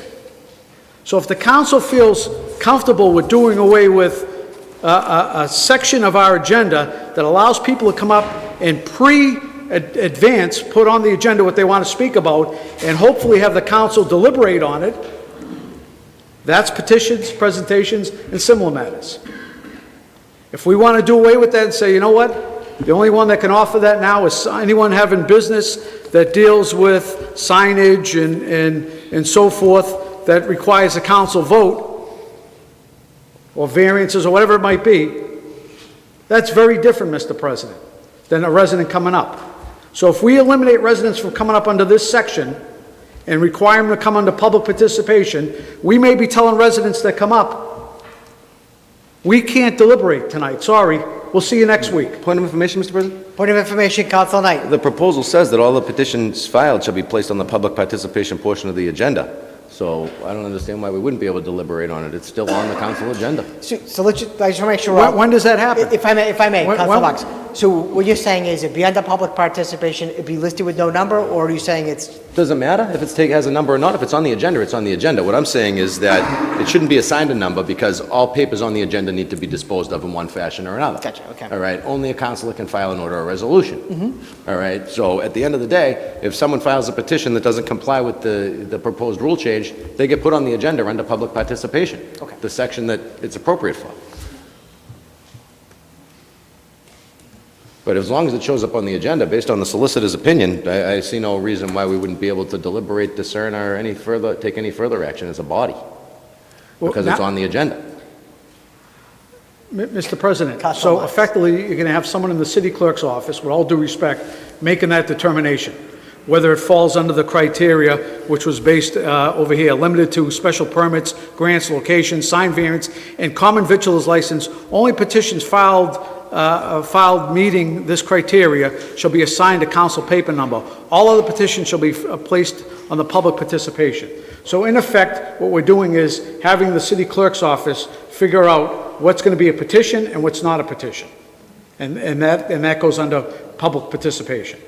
That is. Yeah, well, the city clerk is well aware of the fact that, if someone applies for a grant of location, we're an administrative authority, we're a tribunal. So there's an application that's necessary to be filed in the clerk's office for any of these actions to take place, whether it's a grant of location, a common victualer's license, a sign reversal. There has to be some sort of application action that takes place in the clerk's office to prompt that to come there from an administrative standpoint in government. Thank you, Council Knight. Councilor Morell would like to speak. Councilor Morell.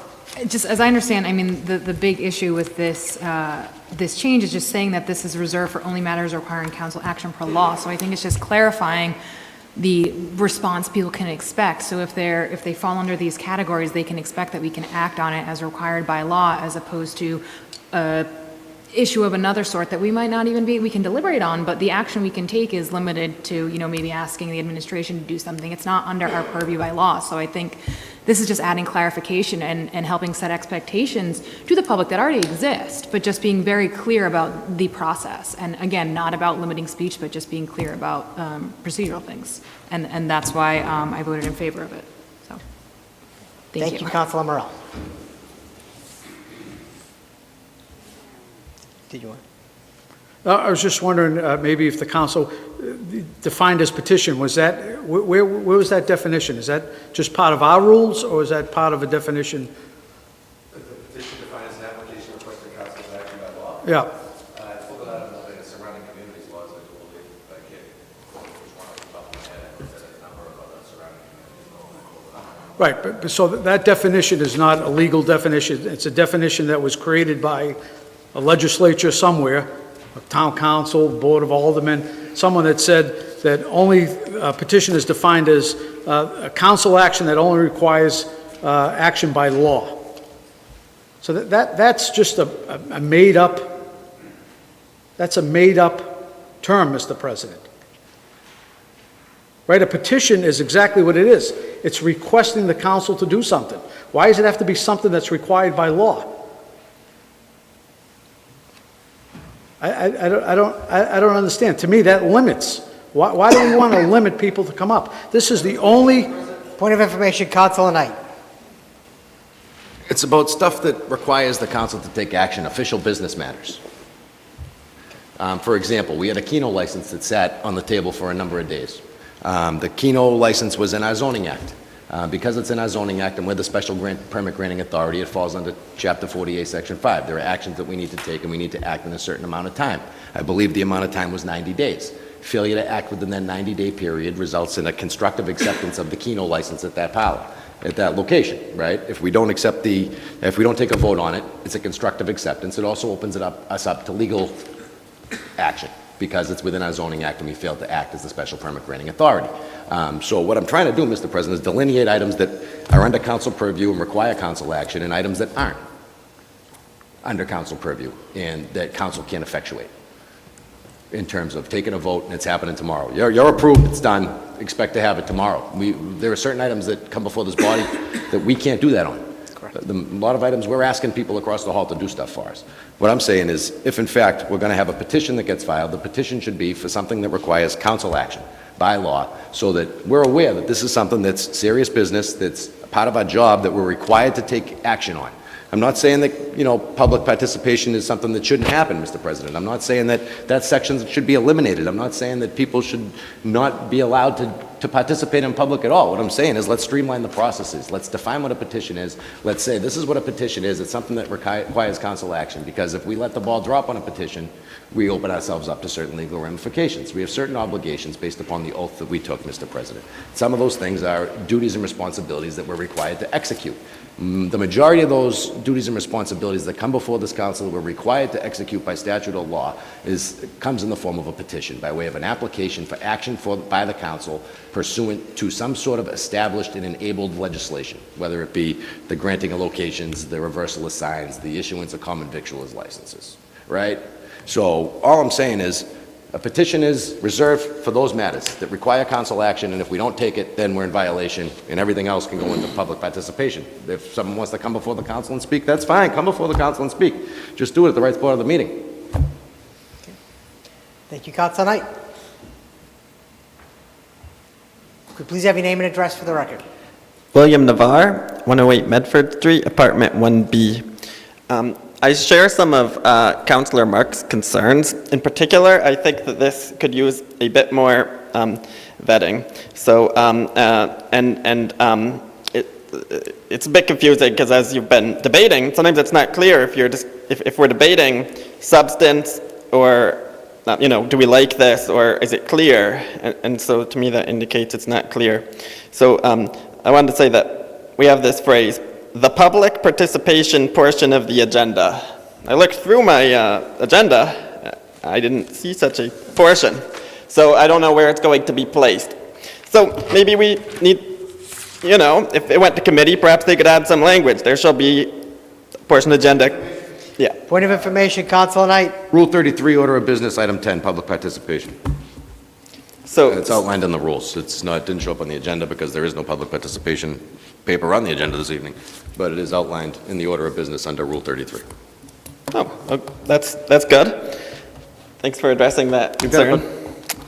Another concern is that, and obviously I maybe should have known that in some sense, but in another sense, this should be accessible, I think, to the community, that we understand it.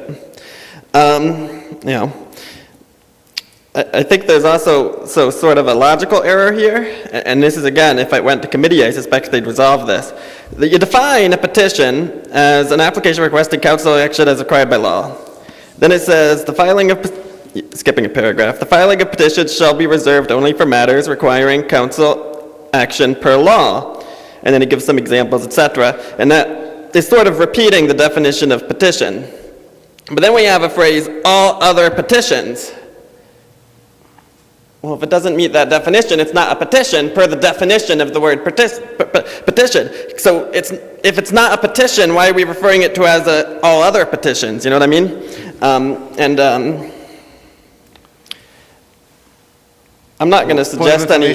Yeah. Point of It says information, Councilor Knight. the filing of petitions shall be reserved for these matters. All other petitions filed shall be placed in this portion of the agenda. Right, but it says a petition is defined as an application requesting council action as required by law. Right, and how many times do you think people fill out a petition that don't actually have the requirement for council action by law that still file the petition? So someone's going to file a petition, right, and the clerk's going to have it. The clerk's going to look at it and go, yeah, this isn't something that's required by council, by law. Put that on public participation. Yeah, I agree with that. I mean, I think it's a fine thing. I just think that if it went to committee, you'd come up with something a little clearer. That's my opinion. Because as it is, somebody reading this, they're going, okay, we got petitions. I'm filing a petition.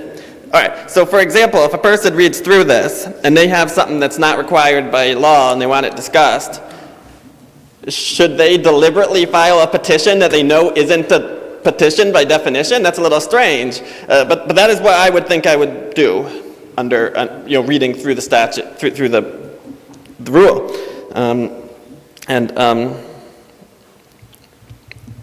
I don't know, that's just a non-expert's perspective who isn't familiar with every line of the city code, and I suspect that could be made a lot more clear if it went to committee, got vetted, and so forth, the process that Councilor Marks is suggesting. Thanks a lot. Thank you. Name and address for the record, please. Yes, thank you. Ken Kraus, 50 Mystic Street. Just a thought that came to mind listening to this. I think primarily the process for public participation is going to be unchanged. It's just going to be called something a little bit different. But I'm wondering from a practical standpoint, and maybe the city clerk has a thought about this, is I think there's value to having a number assigned to a petition for tracking purposes, for example. So if you're going back to try to recheck on something that happened rather than saying, remember last February they were talking about coyotes and you have to search through all these council agendas to try to find the one you were thinking about. So I'm wondering if there might be some value to consider if someone has a petition, it's determined it's a petition, not an item that would require council action, to designate that as P020001 or something like that. The other resolutions and motions and things that are presented by the body, the members of the council, have the numbers that they have now. So I'm not trying to complicate it anymore. I'm trying to make it so it's not considered less than, because currently it is assigned a number. And it seems like there's some concern about that it's less legitimate because it doesn't have a number anymore. If I may. It's just under public participation. So I just thought maybe having a system where a petition got a certain number with a prefix P, another resolution that was a normal one from the council had its own number, and maybe that would alleviate any concern that it's being diminished in terms of its importance, and it would also be easier to track just from a practical standpoint. Thank you. Councilor Knight. The way that I envision this, Mr. President, would be Mr. Kraus gets up and he's, filed to be on the agenda during the public participation portion of the agenda. And Mr. Kraus gets up and he speaks about something that he cares a lot about, which would be a scoreboard at Plaisted Park, all right? Let's say, we're trying to push for a scoreboard at Plaisted Park. These are the steps we've taken to get the scoreboard at Plaisted Park. We're looking for the council help. What can the council do? Mr. President, motion to make an amendment motion to make a resolution on behalf of Mr. Crouch's speech, that the city of Medford take the following steps to affirmatively secure a scoreboard at Plaisted Park. Oh, okay, you made a motion. Everybody agree with that? Yep, okay, it's assigned a paper number. There you go, follow up. The council just took ownership of that issue, put their name on it, said, this is mine. I'm making this motion, I'm owning this, I'm putting ownership on this issue. Point of information, Councilor Marks. If Mr. Kraus came up tonight and wanted to do what Councilor Knight was talking about, and he is not in any violation because the open meeting law only applies to deliberative bodies, Mr. Kraus wouldn't be in any violation of bringing up the issue, so he can appear before us and bring up the issue. However, we would be in violation by deliberating, saying, you know what, Mr. Kraus, that's a great idea. Let's ask the mayor to get $20,000 for the school board. So that's why I'm saying, Mr. President, But point of having information- something, if I could just finish, having something assigned a petition number, Mr. President, is a way of getting around, because a lot of people will come up, Mr. President, and want to speak before us that night. And they're not in violation, we would be in violation for deliberating. And I think what Mr. Kraus raises is a valid point, even with the numbering. I think that's a great idea, Mr. President. I think having the ability to do that and also having public participation, that to me opens up the process. Eliminating one is exactly what it does. It eliminates the option. And I don't see how that is open and transparent and adds to discussion. I really don't. Thank you. Councilor Knight. I just wanted to say that I prefaced my comments with Mr. Kraus, and I say that he had put the paper on for public participation. So you did it in advance? He did it in advance because What if he didn't? What if he didn't? then we can't talk about it because We can't the talk city about it. solicitor gave us the opinion already. Yeah. Regardless of whether or Yeah. not we change petition or don't change petition, we can't talk about it because the solicitor already said it'd be a violation of the open meeting law the minute the body deliberates on a matter that's not on the agenda. Not if they were allowed to do a petition. It would still be on the agenda. That's right. It's on the agenda, it's on the, they're gonna be in public participation, what's the difference? You know what I mean, it's just a different section of the agenda. So if he's on the agenda under public participation, he has the right to come up and talk, then a councilor can say, this is my issue, and adopt it, and then they can take ownership of the issue. You know, instead of having someone comes up to the podium and we're gonna have the 7 competing people step over each other to see who's gonna do the most with this person when we're all here. You know what I mean, at the meeting, and then it dies, you know what I mean? We can take ownership of the issue, we can say, hey, look, all right, I put this proposal forward on behalf of Mr. Kraus to get 15,000, I'm gonna get him the answer. As opposed to, oh, that's a great idea, this person was up there, I agree with this person, I agree with that person, send it forward, you know what I mean? Send it to the mayor. I just think it streamlines the process a little bit. So we're no longer a body, then we're individuals. When someone comes up, oh, I'm going to do that. No, I'm going to do that. I'm No, going to take care of but it. you can do whatever action you want. You're an individual counselor, I would hope. We're a body. I think independently. But we're a body. We're a body. We're not individuals. Okay, thank you. I think I'm an individual. I'm a member of this body, but I think as an individual. Thank you, Councilor Knight. Name and address. William Navarre, 108 Medford Street, apartment 1B. I have sort of an idea that might, because as you were discussing, I was thinking that I was wondering, I was just thinking of ideas, all right, basically. And I was reminded of the fact that I saw a bill on the Massachusetts State Legislature. It's from the 187th session, 2011-2012, was Bill H2546. Somebody from somewhere out in western Massachusetts wanted to get a land value tax, like I sometimes talk about, and he got it into the legislature. And they have a thing here. Presenting legislator is not a sponsor of this measure. There were no sponsors or co-sponsors of this measure, but this citizen believed strongly in it. He got it onto the, whatever you call it. He got it a LD. He got it a number. I wonder if perhaps, if somebody like Councilor Marks wants to be sort of a rubber stamp to let everybody add the agenda without having to claim all these things as his own. Maybe he thinks they're ridiculous, but he still wants to talk about them. I wonder maybe the city council could have language like this sort of presenting legislator is not a sponsor of this measure. That way, put lots of crap on the agenda, even if nobody, just because you want to give a chance to hear about it. That's an idea I have. Thank you very much. Okay, we have the B paper first. And the B paper was offered by Councilor Bears, seconded by Councilor Knight. And that was to have a committee of the whole meeting. To review any rules. To review any rules. Pursuant to public participation. Pursuant to public participation. Review and update Rule 33. Review and update Rule 33. On that motion by Councilor Bears, seconded by Councilor Knight. All those in favor? All those opposed? The motion passes. On the main resolution offered by Councilor Knight, seconded by Councilor Carviallo. President, before we in opposition? Yes, okay. And this is to adopt the rule change that was proposed by Councilor Knight. Clerk Hurtubise, please call the roll. Council Bears. Yes. Vice President Caraviallo. Yes. Council Knight. Yes. Council Marks. No. Council Morrell. Yes. Council Scarpelli. Yes. Yes, 6 in the affirmative, 1 in the negative, the motion passes. 20-092, offered by Vice President Caraviallo and Councilor Knight. Be it resolved that the Medford City Council sends its deepest and sincere condolences to the family of Priscilla Morse on her recent passing. Her presence in our community will be deeply missed. Thank you, Mr. Councilor President. Caraviallo. Thank you, Mr. President. Priscilla Morse has 2 very wonderful sons that she produced for this community, and those 2 boys learned from this woman how to be good contributors to our community. And I've only met Mrs. Morse on a couple of occasions, but she was a good person, and I'm saddened by her passing, so I wish her family well. Thank you, Councilor Caraviallo. Councilor Knight. Mr. President, thank you very much. I echo Councilor Caraviallo's sentiments regarding Mrs. Morse. I have the good fortune of being very close friends with Hank and Dennis, and they're two of the finest individuals you'll ever meet.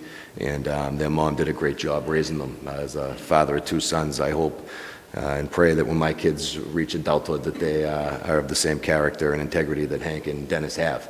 They're two great individuals, and they're an absolute reflection of the work that their parents put in. So with that being said, I just want to join Councilor Caviello and hopefully my council colleagues in extending a deep and sincere condolence to the Morse family. Priscilla will be sadly missed, and she did a lot of good for this community, and that good carries on in her children and grandchildren. So with that being said, Mr. President, I'd ask that my council colleagues join me in supporting this measure. Thank you, Councilor Knight. Councilor Marks. Thank you, Mr. President. I just want to echo my colleagues.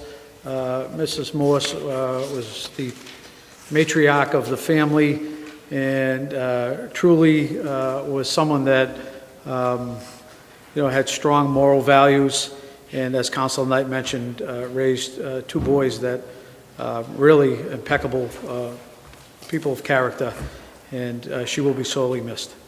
Thank you, Councilor Marks. Councilor Beers. Just want to echo my colleagues and send my condolences to the Morse family, and thank all members of the Morse family for their continuing service to the community. Thank you. Thank you, Councilor Beers. Councilor Scarpelli. Being close friends with both the Morse brothers and understanding that what Mr. and Mrs. Morse have done left with teaching their children that community is very important. And to lose her was a great loss to Dennis and Hank, but I know that we wish them well and share our support with their family. So thank you, Mr. President. Thank you, Councilor Scarpelli. And if I may add, I've had the pleasure of knowing Hank and Dennis most of my life. And, Mrs. Morse and her husband did a fabulous job raising Hank and Dennis. They're two of the finest people I know. And our thoughts and prayers go out to the Morse family. At this point in time, I'd ask everyone to please rise for a brief moment of silence.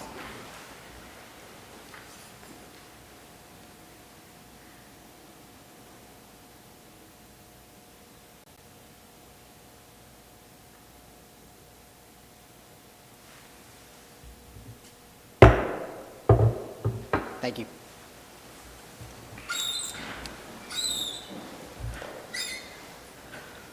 (20-093) offered by Councilor Knight, be it ordered that the Medford City Council hereby establish a minimum wage for all individuals in the employ of the school district and city of Medford by adopting the following ordinance. There shall be a minimum wage for all city and school district employees. This minimum wage shall be set at no less than $15 per hour. In the event the Massachusetts minimum wage exceeds $15 per hour, the employee shall receive the state minimum hourly wage. Councilor Knight. Mr. President, thank you very much. This is a relatively self-explanatory proposal. I'd like to refer this to the city solicitor for validation of form and codification, Mr. President. Where we're going to put it in the ordinances and to be sure that it's in proper form. However, in looking at it, ultimately there's been a fight for 15 across the country. To live in the city of Medford and make less than $15, you're not going to be able to make it. To live in the city of Medford and make $15, you're going to have $15 now, you're going to have a very difficult time trying to make it. This is an opportunity for us to show that we value our employees, that we believe in the work that they do, that we feel as though our public servants provide a high-quality level of service to the community, and they should be compensated accordingly. So with that being said, Mr. President, I raise this measure and bring it forward for further debate and discussion. I'd like to ask that the city solicitor put this in proper form and codification, and then we can again reconvene on it upon conclusion of legal review. Thank you, Councilor Knight. Councilor Beers. Thank you to Councilor Knight again for putting forward this proposal. The organization that I run was part of the Raise Up Mass Coalition that passed the 5 for 15 law here in Massachusetts. And sadly, due to how the state constitution and state laws work, we exempted municipalities from that because it's technically an unfunded mandate. So I think it's really important that Medford steps up and says that we're going to follow along with what the state minimum wages. And I also think just from the clear purposes of making sure we can hire folks, if you can make $3, $4, $5 more an hour, go and work at Subway or some other organization or group rather than working for the city, that's going to present a problem now and down the road. So I think it's incredibly important both from a justice perspective and from a practical hiring perspective that we do this. Thank you, Councilor Beers. Councilor Knight. Lifeguards, camp counselors, park police, substitute teachers. These are the people that will be impacted and affected by this, Mr. President, people that provide a very valuable service to the city. We talk about lifeguards at Wrights Pond. I'm pretty happy to say that I haven't heard about any type of situation up at Wrights Pond in a very long time because we do a great job training our lifeguards up there, and we have full complement of staff, and we want to keep it that way. We talk about the parks police, Mr. President. I can remember a time when I was a child where the parks were crazy. When the sun went down, the parks turned into war zones. And now, as you drive through the city and you see the parks in the summertime when the park police are on board, we're not seeing those same problems that we used to have. So with that being said, Mr. President, I just think it's very important to point out who would be impacted and affected by this. It's only city and school department employees, and it's only ones that make less than $15 an hour. During budget deliberations and over the course of the past term, all of the collective bargaining agreements in both the school department and the city side at one point or another reached a conclusion and got wrapped up. All contractual employees were receiving a wage that was above $15 an hour, with the exception of those few that I've just mentioned.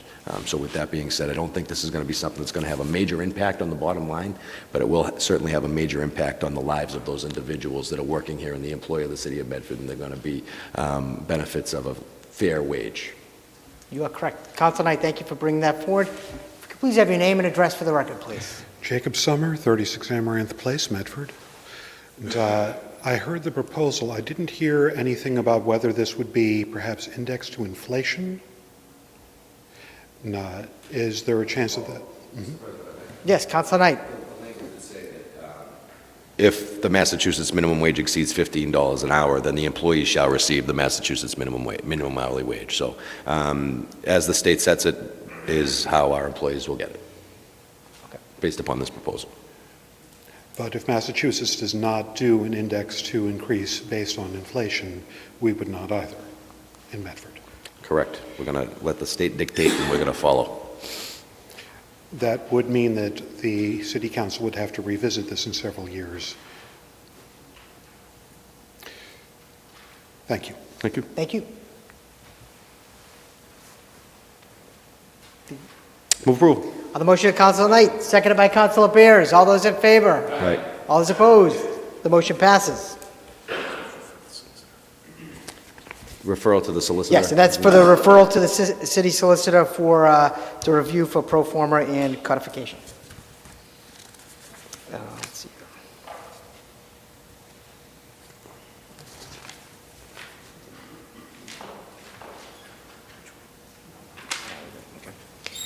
Two 0-095 offered by Councilor Knight. Be it resolved that the Medford City Council hereby amend 94-141B parentheses 3, by striking the section in adopting the following language, 94-191B3. Parking spaces not enclosed in a structure may be provided anywhere on the lot except in inner court, except that no parking may be provided within the required front yards in SF1, SF2, and GR district. In the event that existing on-street parking is removed, eliminated, or made unavailable through government action, direct abutters impacted by the removal of parking shall have the right to install parking within the required front yards in SF1, SF2, and GR district. When parking is provided in a front yard, buffer strips at least 3 feet in width and planted with dense planting material or an opaque fence or uniform appearance should be provided on the sides of the parking area visible from the abutting streets and lots. Councilor Knight. Mr. President, thank you very much. I find this to be a rather self-explanatory resolution, or ordinance change, rather. In looking at it for my council colleagues, the language in bold would be the new language being added to the existing section. The remaining language in the section would continue to remain in full force and effect. A few weeks back, we had some discussion about the removal of a number of parking spots along High Street, and in discussing the issue with residents in the neighborhood that were impacted by it, I thought this might be an interesting compromise, a way that we could address some of the neighborhood concerns, but also move forward with the project, Mr. President. Now, with that being said, I would request that this paper be sent to the building commissioner, as well as the code enforcement officer for review and recommendation. Where it's a zoning ordinance, it does have further ramifications than just this 94-151 section. I know that there's another section in our zoning code that talks about what a suitable parking spot would be and what the parameters of that parking spot would be. I've had conversation with John Bavuso from the building commissioner's office, and he's asked for the opportunity to take a look at this. So I'm requesting that my council colleagues join me in moving forward with sending this to the building commissioner's office for review from the building commissioner and the code enforcement officer for recommendations, and then we can have a future discussion on it after those come back. Thank you, Councilor Knight. Councilor Morell. Thank you, Mr. President. I have a number of concerns with this text amendment. I understand your request to send it to the building commissioner, but I see it as being overly broad and really runs the risk of implying that the public asset of street parking is actually owned by individuals who are closest to it, which of course is not the case. By adding curb cuts, we are further limiting parking, and with this being overly broad, it's unclear, does someone several houses down from where this was taken, if they haven't had parking in front of their house for decades, are they allowed to apply for this? But none of this speaks to the fact that this would have an environmental impact.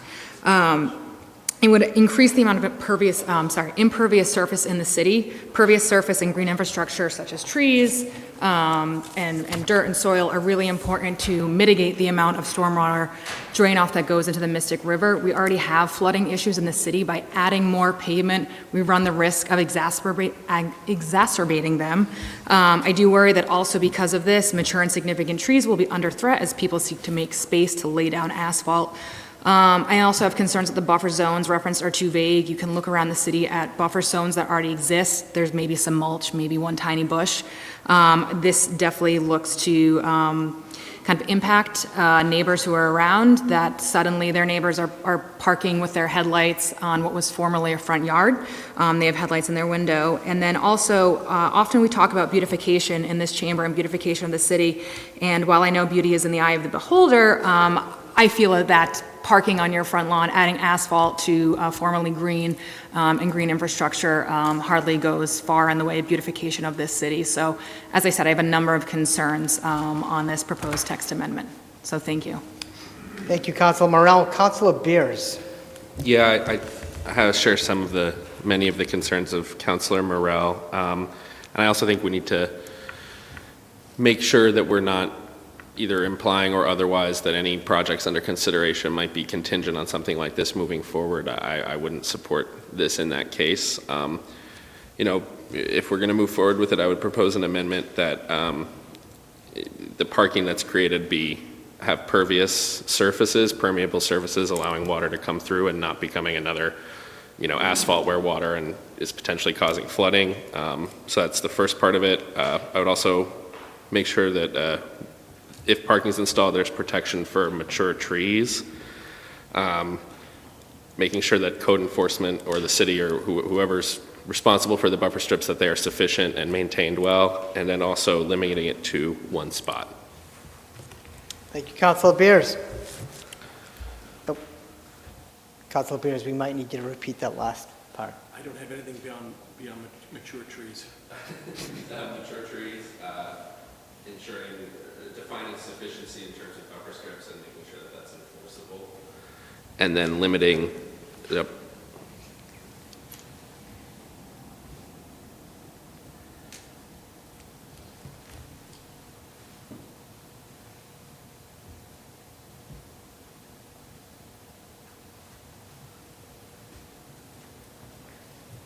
and limiting to one spot. You've got that. Limiting to one spot. Limited to one spot, correct? Yes, correct. Correct. Thank you. Councilor Knight. May I be so bold, Mr. President, to amend the paper to request that in the discernment, the building department also look at the green space requirements associated with inner court parking? And I offer that in the form of an amendment. Can you repeat that again, please? That the building commissioner's office also review during their discernment the green space requirements.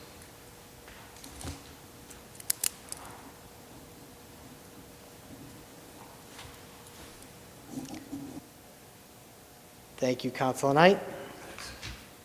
Councilor Marks. Thank you, Mr. President. I appreciate the fact that Councilor Knight's trying to get creative with the concern about potential loss on-street parking. However, it flies in the face of everything I've spoken about over the last several years regarding properties on Salem Street and Riverside Ave that have turned their front yards into parking lots, Mr. President. And I don't think it's very pleasing aesthetically, Mr. President, and I would hate to see any practice that promotes such, even though it's called inner core and sounds great. The inner core is the outer core of our city and how our city looks. And I don't think it does anything for our community. So I would not support this, Mr. President. Thank you, Councilor Marks. Councilor Caraviallo. Thank you, Mr. President. Parking in a front yard, I think right now is currently not allowed by our ordinance. I think I'm correct with that. I think it takes away from the value of a house when you start parking 1 or 2 cars on the front lawn. It takes away the beauty, especially if you have a single-family house. And I go by every day by a house on Mystic Valley Parkway, single-family, and there's a pickup truck parked in the front lawn. It doesn't look very good as people drive by. And again, I don't know if I can support taking up yards and putting down hot top, even impervious surfaces, even parking cars in your front yard. I don't think does it for me. And I don't know if I could support this either, the way, even with some planting or things. I just think it takes away from the beauty of the neighborhood and the home. Thank you, Councilor Caraviallo. Councilor Scarpelli. Mr. President, I can understand Council Knight's presentation, the understanding that we've had some recent concerns, but I too, with Council Marks, I know that the Fellsway has turned into, front yard parking areas, and it does take away the appearance of the community. And I think, although in good intention, I don't think I can support this either. So thank you. Thank you, Councilor Scarpelli. If you could please have your name and address for the record. 108 Medford Street, apartment 1B. I personally don't really care where people park. I don't mind parking in front yard. Doesn't bother me. And if you want to, and if as part of a project you want to zone for that, let people park. If you're putting in a bike lane, I think that's fine. But I think that perhaps the brevity of Councilor Burrell's point sort of belies its extreme importance, and that is that you do not, as a nearby owner, as of we understand things now, you do not own the street. I think it's really dangerous to have anything approaching what we might call a property right over on-street parking. I think that's really dangerous, and I want to commend Councilor Morell for making that point. It's extremely important. I hope the council hears it. Thanks. Thank you. Okay, on the motion of Councilor Knight, as amended by Councilor Beers and Councilor Knight, to send this paper to the building commissioner and code enforcement officer for their review. You withdraw the paper? Okay, the paper has been withdrawn. Councilor Scarpelli. Please, if we can. Motion suspend the rules. On the motion of Councilor Scarpelli, seconded by Councilor Knight to suspend the rules, to take a paper out of order. All those in favor? Aye. All those opposed? Motion passes and the rules are suspended. Thank you, Mr. President. Petitions, presentations, and similar papers. I know that we've had a petitioner here waiting patiently, 20-100. Thank you, Councilor. Excuse me. Scarpelli.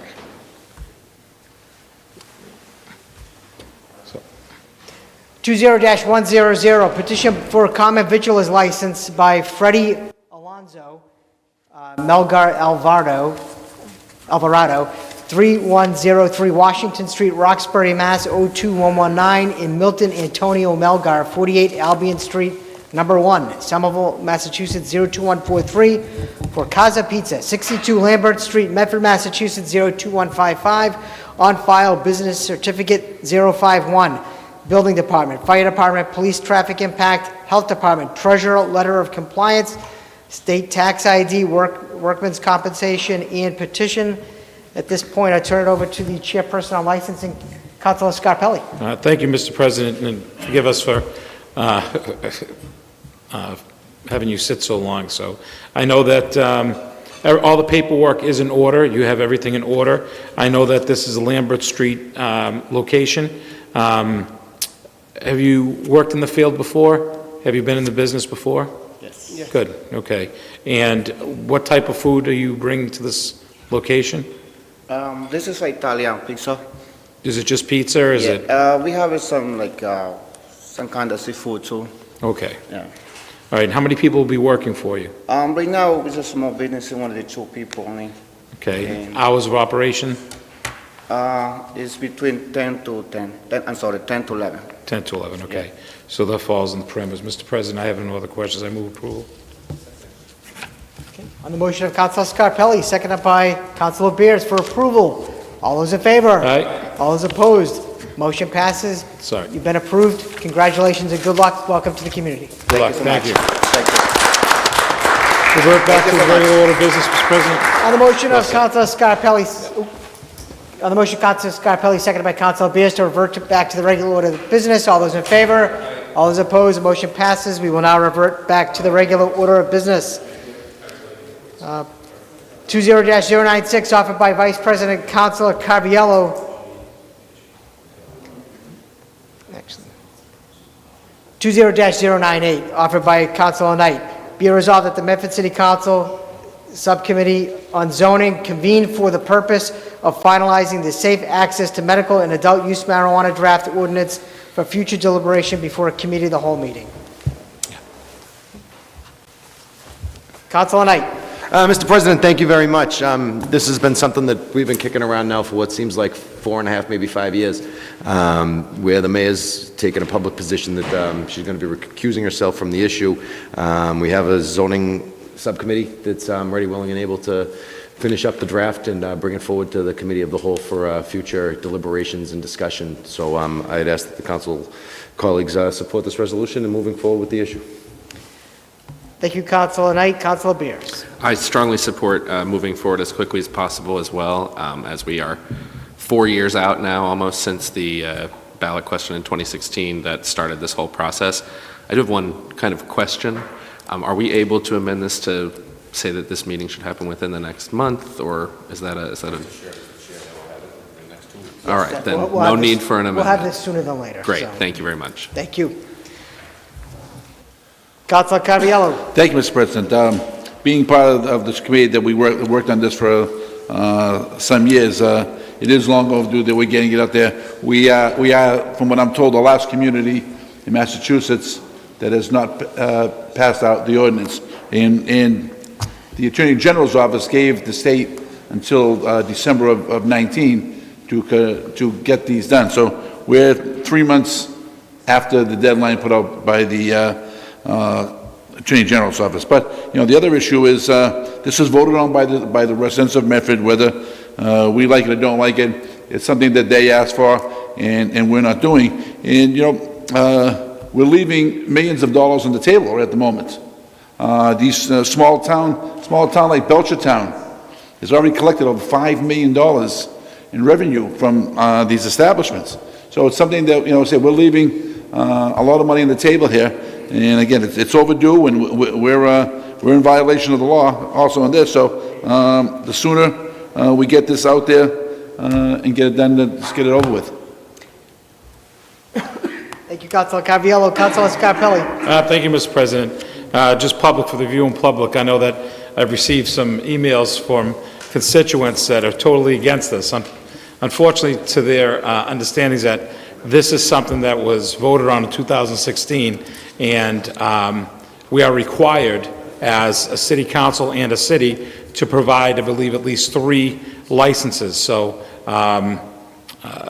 whether you're for it or against it, I just wanted to reiterate that this is a mandate after the vote that was taken and moving forward with it. And I know that Councilor Knight has already contacted us to move forward quickly and get a resolve and move this petition forward. So thank you. Thank you, Councilor Scarpelli. On the motion of Councilor Knight, seconded by Councilor Cariello. All those in favor? All those opposed? The motion passes. 20-096, offered by Vice President Cariello. Be it resolved that the Medford City Council sends its deepest and sincere condolences to the family of Tony Anzalone on his recent passing. Tony operated Tony's Barber Shop in South Medford for 35 years. Tony was a longtime volunteer at the Medford Senior Center, where he was known for his singing of Frank Sinatra songs at many events. His presence in our community will be missed. Vice President Cariello. Thank you, Mr. President. You know, as we move along here, icons in our community are passing along. If you were from the South Medford neighborhood, Tony operated the barber shop there for many, many, many years, 35 years. And he was a staple on Main Street there, and he recently passed away. But Tony was also, him and his wife volunteered every day at the senior center. So again, after his retirement, he continued to volunteer at the center, but he was also known, he did his Frank Sinatra impersonations, and he was very popular with the people over there for many, many years. He entertained the crowd over there. So again, another icon in the community is passed away, and his presence is going to be missed. So condolences to his family. Thank you, Councilor Cariello. At this point, I ask everyone to please rise for a brief moment of silence.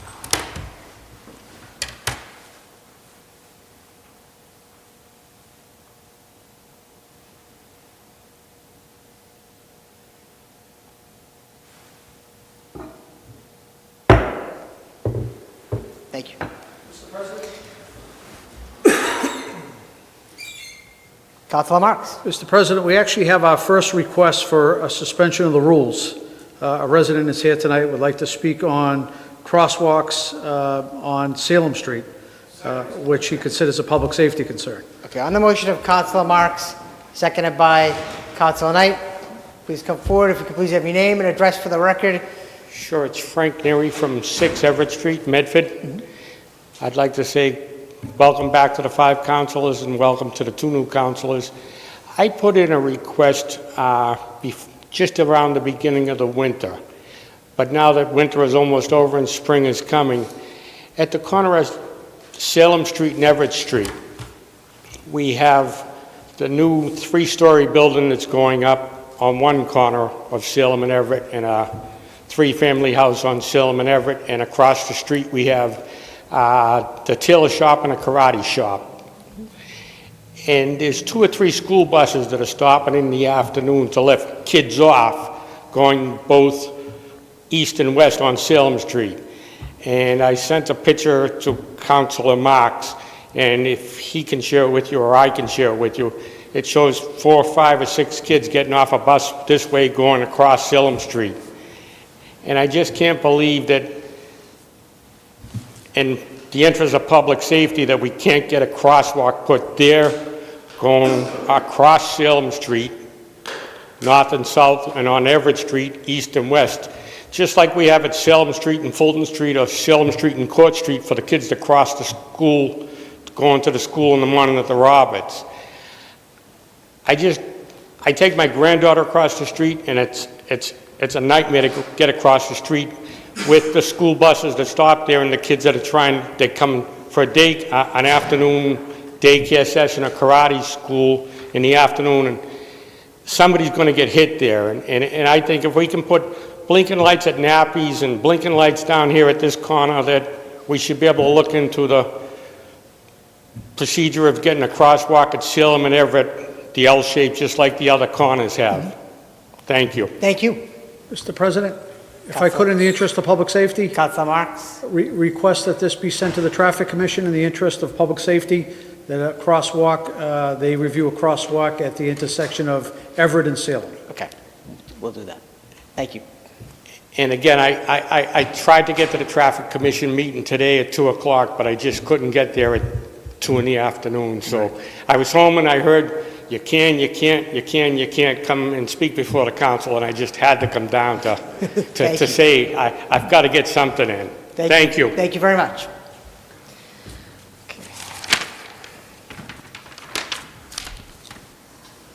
Motion to take papers in the hands of clerk.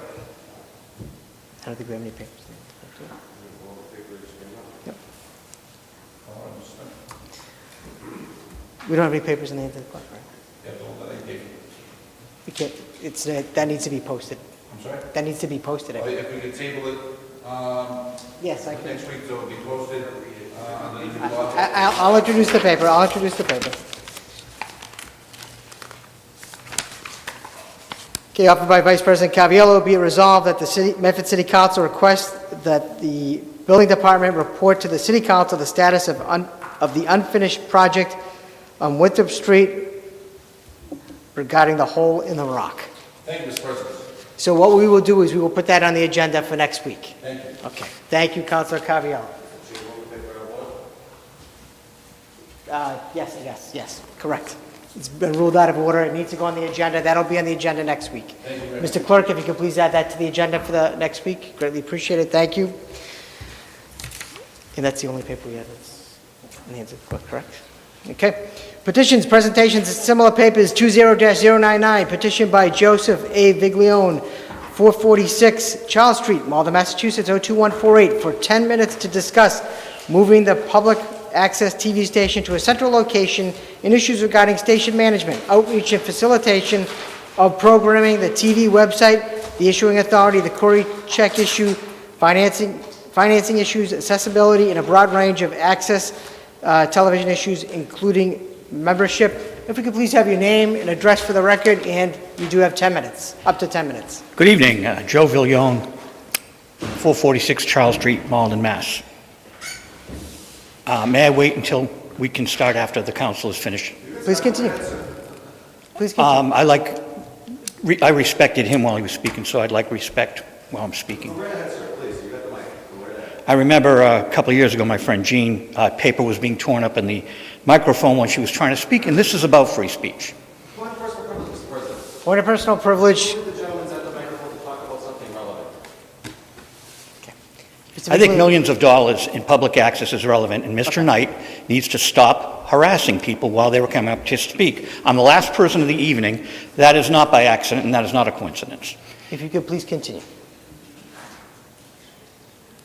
Please continue. You have 10 No, minutes. I'd like to start my 10 minutes, Mr. Krause, I'd like to start my 10 minutes when this individual shows some respect to a petitioner, because he loves to make noise, and that's what public access and free speech is all about. People having the right to talk. Yes, Mr. Viglione, please continue.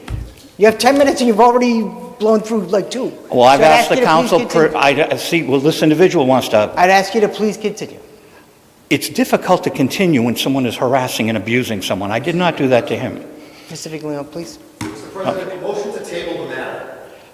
On the motion No, of moving- Council Knight to table the matter, seconded by Councilor Carviello. So do I not get to speak? I waited There's all a motion on night. the floor. This is part of the Oh, process. he harassed me, then I want to sanction him, because I warned... Clerk Curtis, remember I wrote a note that I would be harassed? There's a motion on the floor. It's been seconded. A vote is going to happen. Mr. President, other people want to speak from the community as well. And I understand that, but a motion has been made. So this needs to be voted on. If you do not want to table it, that is fine. Motion to table by Council Knight, seconded by Councilor Carviello. Clerk Curtis, please call the roll.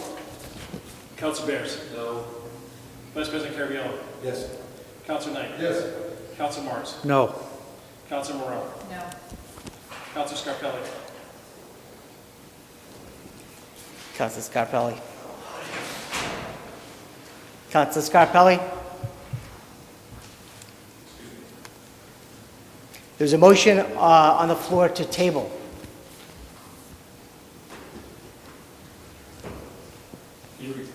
There's a motion on the floor to table. Table. To table the conversation. Yes. President Falco. No. 3 yes, 4 no. The motion fails. Please continue. Thank you very much, Councilor Falco. I like you. Moving the TV station to a central location is something that Mayor McGlynn's tribunal said prior to the building of a station. Now, I love that the high school has an exquisite TV station. I think it's long overdue. And there are past councilors and even present councilors that agree with me that we need not to have grandma go up a dark road on the border of Winchester. The kids at the school, from what I understand, have the full reign of the station, so the citizens get less time. The station manager is here tonight. I hope there's a staffer over at the station in case people want to join. But here's the thing.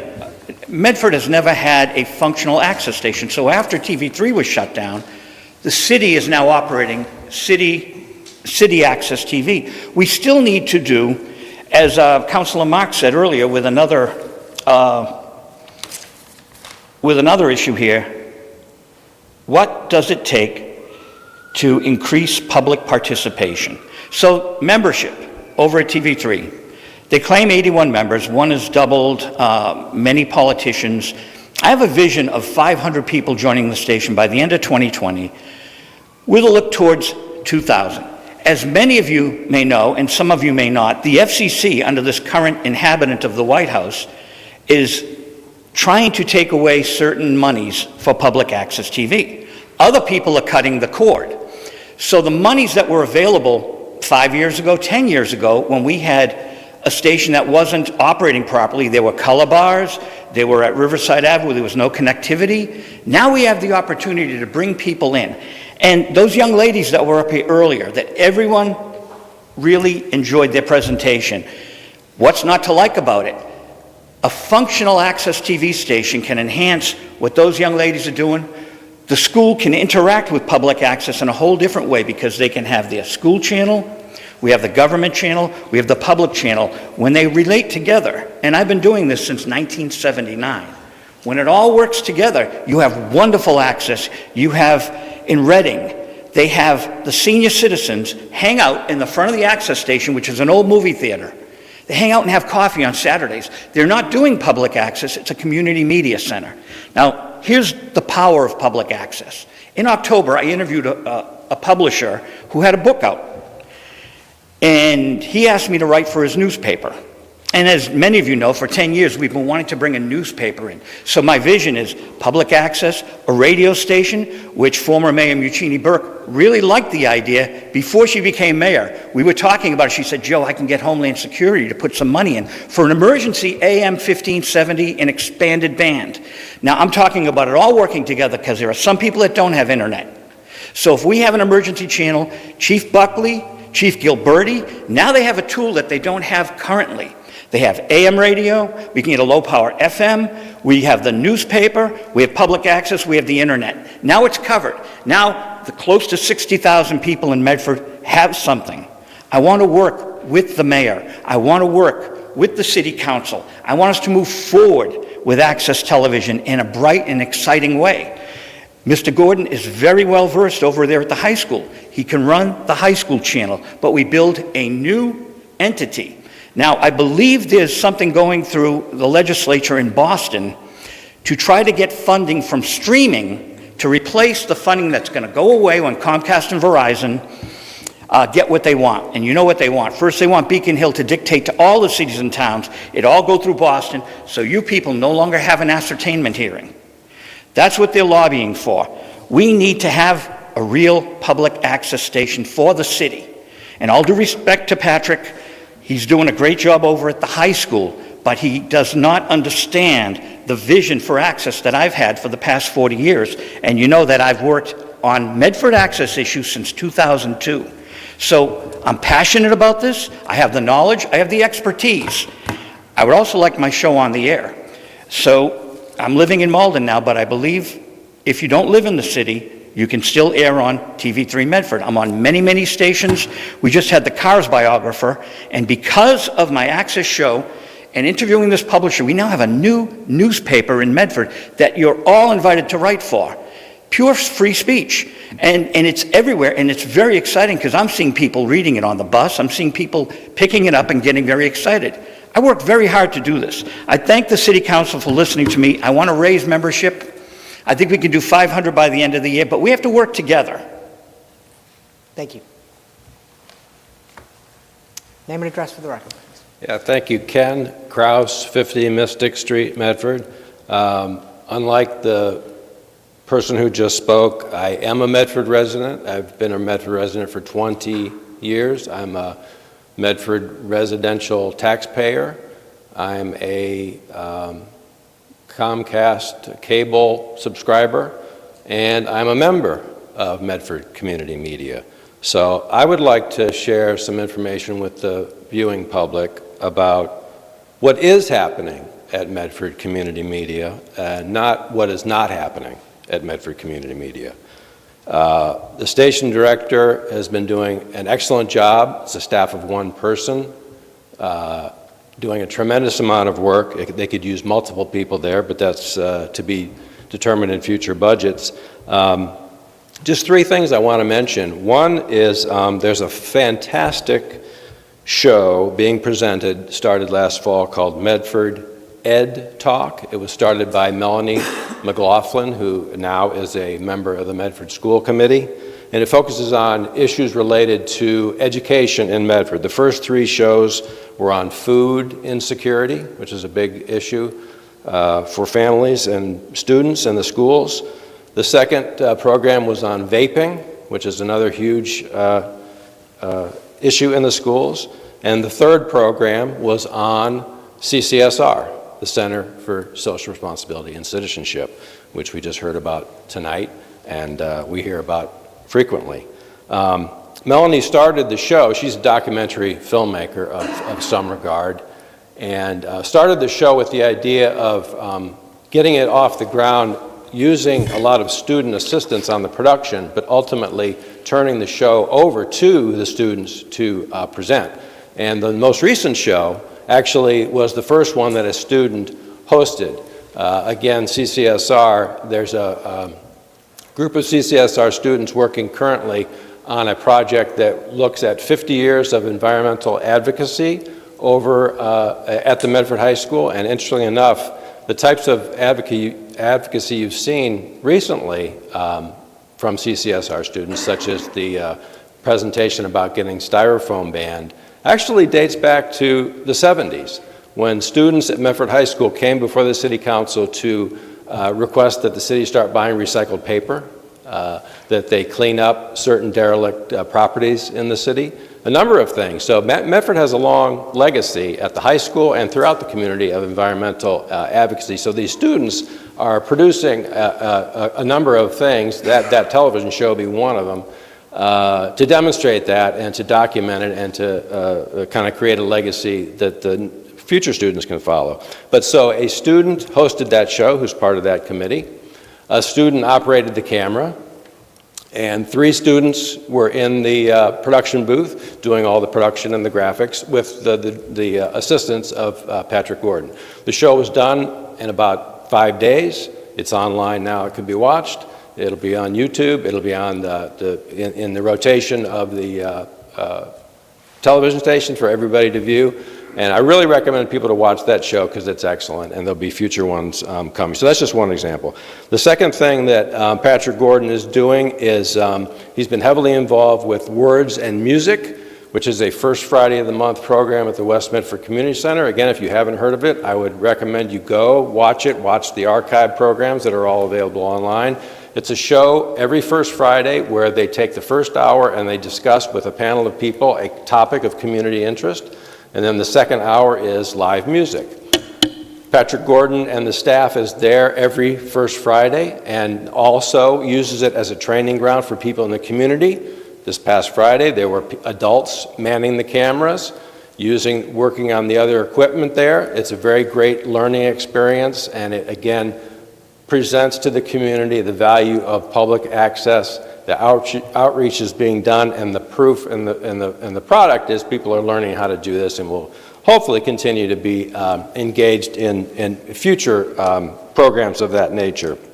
The third example I would give you is last fall there was a program that I happened to be on as a guest, and afterward Patrick, who knew I'm involved with the arts community, asked me if I knew of anybody who he could contact about trying to establish an art exhibit in the studio space. There were 2 blank walls that he thought were underutilized, and elsewhere he had seen that had been done. So I gave him a couple of names, and that was it. Well, he worked on it all through the winter, and last month the Medford Community Media Center had its first art exhibit, during which the artists were interviewed for a future program, and there's going to be rotating art exhibits going forward throughout the year and future programs on the arts community in Medford. So those are just 3 examples that I've seen as a member, as a resident, of what we're getting out of the work of the Community Access Station. And it really bothers me when the perception of the station is presented in a way that's not accurate. And so I just hope people will take the time to look at some of these programs that are being offered at the station. They're very good quality, the support is there, everyone is welcome, and I encourage you to get involved with the Public Access Station because it is a great asset. The station itself is very well equipped. The support is there, and I hope when the budget comes around in the few months ahead that we can look at adding some additional money for the station, whether through the cable access fees or some other way where perhaps additional staffing could be used, because that will only help the station be more effective in serving the community. So thank you. Thank you. Could we please have your name and address for the record? Laura Duggan, 31 Hickory Ave in the Heights, Medford Heights. And I'm here tonight to speak on behalf of Station Manager Patrick Gordon of Medford Community Media, Medford's local cable channel. As the hostess of a MCM show entitled Looking Back at Medford History for almost 2 years, I've had the opportunity to see Mr. Gordon at work. He has proved to be an excellent and on all accounts, demonstrating a professionalism that is a credit to the city of Medford. He is a friendly guy and very helpful. Under the management of Patrick Gordon, MCM has flourished. Many new and entertaining shows are now available for the viewing public, and Medford High School students have had the opportunity to develop programming due to the close proximity of the station to the high school. The necessity to query members of MCM is not a problem for those who have nothing to hide. Would you agree? As far as outreach, station manager Patrick Gordon has established an off-site location at West Medford Community Center. Weekly programming from there is shared with the entire community. In addition to excellent programming, we now have a wonderful web page which offers easy access to membership, training, program scheduling, and to see any of the programs that have already aired. Many of the people I have interviewed on my show, I've been doing this for 2 years, I don't know, it might be 20, 25 interviews now, who might be from not in Medford, can have their friends watch it, and are watching it, and they're learning now more about Medford through these interviews, and also it's out there. But my show is just one of many new shows. Another thing is Medford citizens have been able to see and hear the candidates that were running in the last local election. I don't remember when I ever saw that available to the public, where you could watch everyone make a statement about where they were and then watch the debate, the mayoral debate. I mean, I think that was the highest form of public service to the city of Medford. And Mr. Gordon made sure that happened. So if someone doesn't want to leave the comfort of their home and on a night that's a city council meeting is happening, they can catch it on MCM. So that's also another service to the public. Medford is lucky to have Patrick at the helm of Medford Community Media. He needs to be commended, at the very least. Thank you very much. Thank you. Councilor Carviallo. Thank you, Mr. President. I want to thank the two residents who got up and spoke about all the positive things that are happening at the station. People don't also know that the new equipment that we have here and the streamline that we have from all our council of the whole meetings and the subcommittee meetings are all done because of Patrick.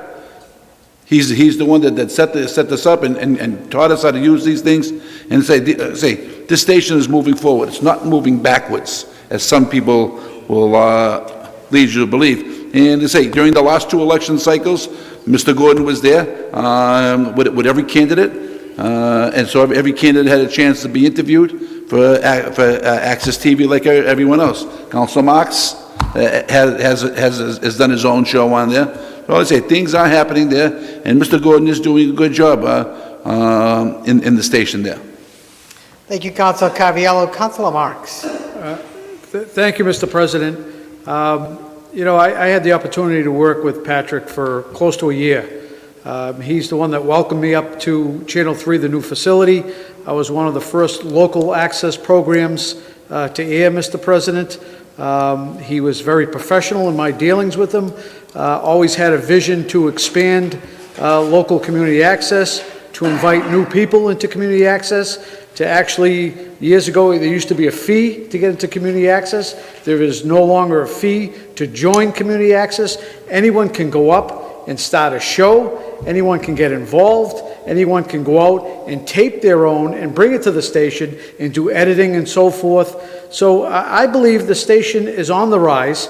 Would I like to see more membership? Absolutely. But I think it'll come over time, Mr. President. I think it'll come over time that you will see some more local programming. And as was mentioned by some of the speakers, you know, we're running an operation in a city of 58,000 people with one person. If you go to community access in Malden, Somerville, they have upwards of 7, 8, 9, 10 people running community access. We have one person, Mr. President. So I think he's doing the best he can with what he has, Mr. President. And I only see good things for community access. I see more community participation. They are very welcoming in my experience and in talking to other people that have produced. I've watched Laura's show. She has an excellent show. And they are very welcoming up there. They're willing to pick up the camera and help, because it's not a matter of just creating a show. It's a matter of editing, having a producer. And Patrick served in all those functions at one point or another to make sure that we're able to get local programs on. So, you know, does more need to happen? Absolutely. Will it happen? Absolutely, Mr. President. So I have confidence that we're going in the right direction with community access. Thank you, Councilor Marks. Councilor Beers. Thank you, Mr. President. I want to commend Patrick and the membership of Medford Community Media, and I'd like to make a motion to receive this and place it on file. Second.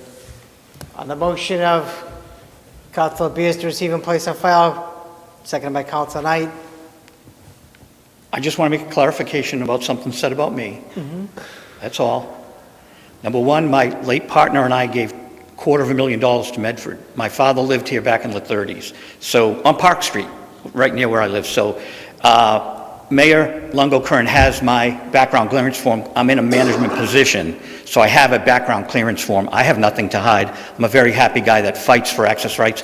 And thirdly, I was very positive. I said good things about Pat Gordon. I think we need one person at the school, I do. But I was saying that we need to do what Mayor McGlynn's tribunal said, centrally located, not West Medford, not at the senior center. Pat's doing a great job at the high school. They mentioned the children.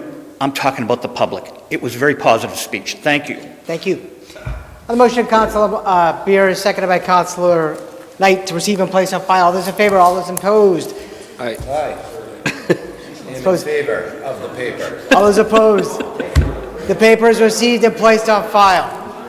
Motion to adjourn, Mr. President. Before we adjourn tonight, Mr. President, do we need to call the police? It seems like the gentleman's causing quite a disruption to citizens. Okay. The clerk has notified me that there is a committee report Sorry, get the record. Report of committees, Committee of the Whole, Tuesday, February 18th, 5:45. The Committee of the Whole, let's see, we talked about the Community Preservation Act funding requests. Ms. Cameron was there from the CPC to talk about each of the requests. We have presentations from each of the projects, and those projects were voted on later that night during the formal session. On the motion of Councilor Scarpelli to approve the committee report, seconded by Councilor Caviello. All those in favor? Aye. All those opposed? The committee report is approved. Before we adjourn for the evening, I do want to, we did receive a letter Record. from the DCR in our package. Did everybody get the letter? Dear City Council, it's dated February 25th, 2020. Medford City Council, City of Medford, 85 George P. Hassett Drive, Medford, Massachusetts, 02155. Dear City Council, the Massachusetts Department of Conservation and Recreation, the DCR is considering the purchase of the fee or lesser interest, including but not limited to a permanent and perpetual easement in land located in the City of Medford, state regulation at 301 CMR 51.00. Require DCR to provide written notice of any planned purchase to you and certain other public officials at least 120 days prior to purchase. This letter is intended to serve as such notice. The property is located at 99 Riverside Avenue, Medford. This unique parcel is a portion of land owned by BNYH Medford LLC along the banks of the Mystic River and shall be part of a bikeway and pedestrian pathway to be known as the Clippership Connector. The property under consideration contains 5,220,000 square feet of land. The locus map exhibited, Exhibit A, shows a property in which we are interested. The current owner use of the property is undeveloped open space. If acquired by the state, DCR will retain the property easement for the purpose of stated above. The applicable regulations require that an agency proposal to acquire property to be made public in a local forum. To comply with this requirement, we ask that the Board of Selectmen announce the Commonwealth is considering the acquisition for the above stated purpose at its next regularly scheduled meeting and document the announcement of the enclosed form and return it to us in a self-addressed envelope enclosed for your convenience. Should you have any questions regarding this matter, kindly contact Sean Getchell, Director of Government Affairs at 617-626-4991. For your information, the DCR has sent similar notices to Representative Paul J. Donato, Senator Patricia Jalen, and the Metropolitan Area Planning Council. Thank you very much. Very truly yours, Arthur C. George, Assistant General Counsel. So just wanted to bring that to everybody's attention. Thank you, sir.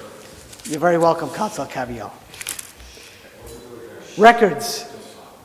The records of the meeting of February 25th were passed to Councilor Marks. Councilor Marks, how did you find Find them to be in order and move approval. On the motion of Councilor Marks to approve the record, seconded by Councilor Scarpelli. All those in favor? All those opposed? The records have been approved. On the motion of Councilor Beer, seconded by Councilor Caviello, that the meeting be adjourned. All those in favor? All those opposed? Meeting adjourned.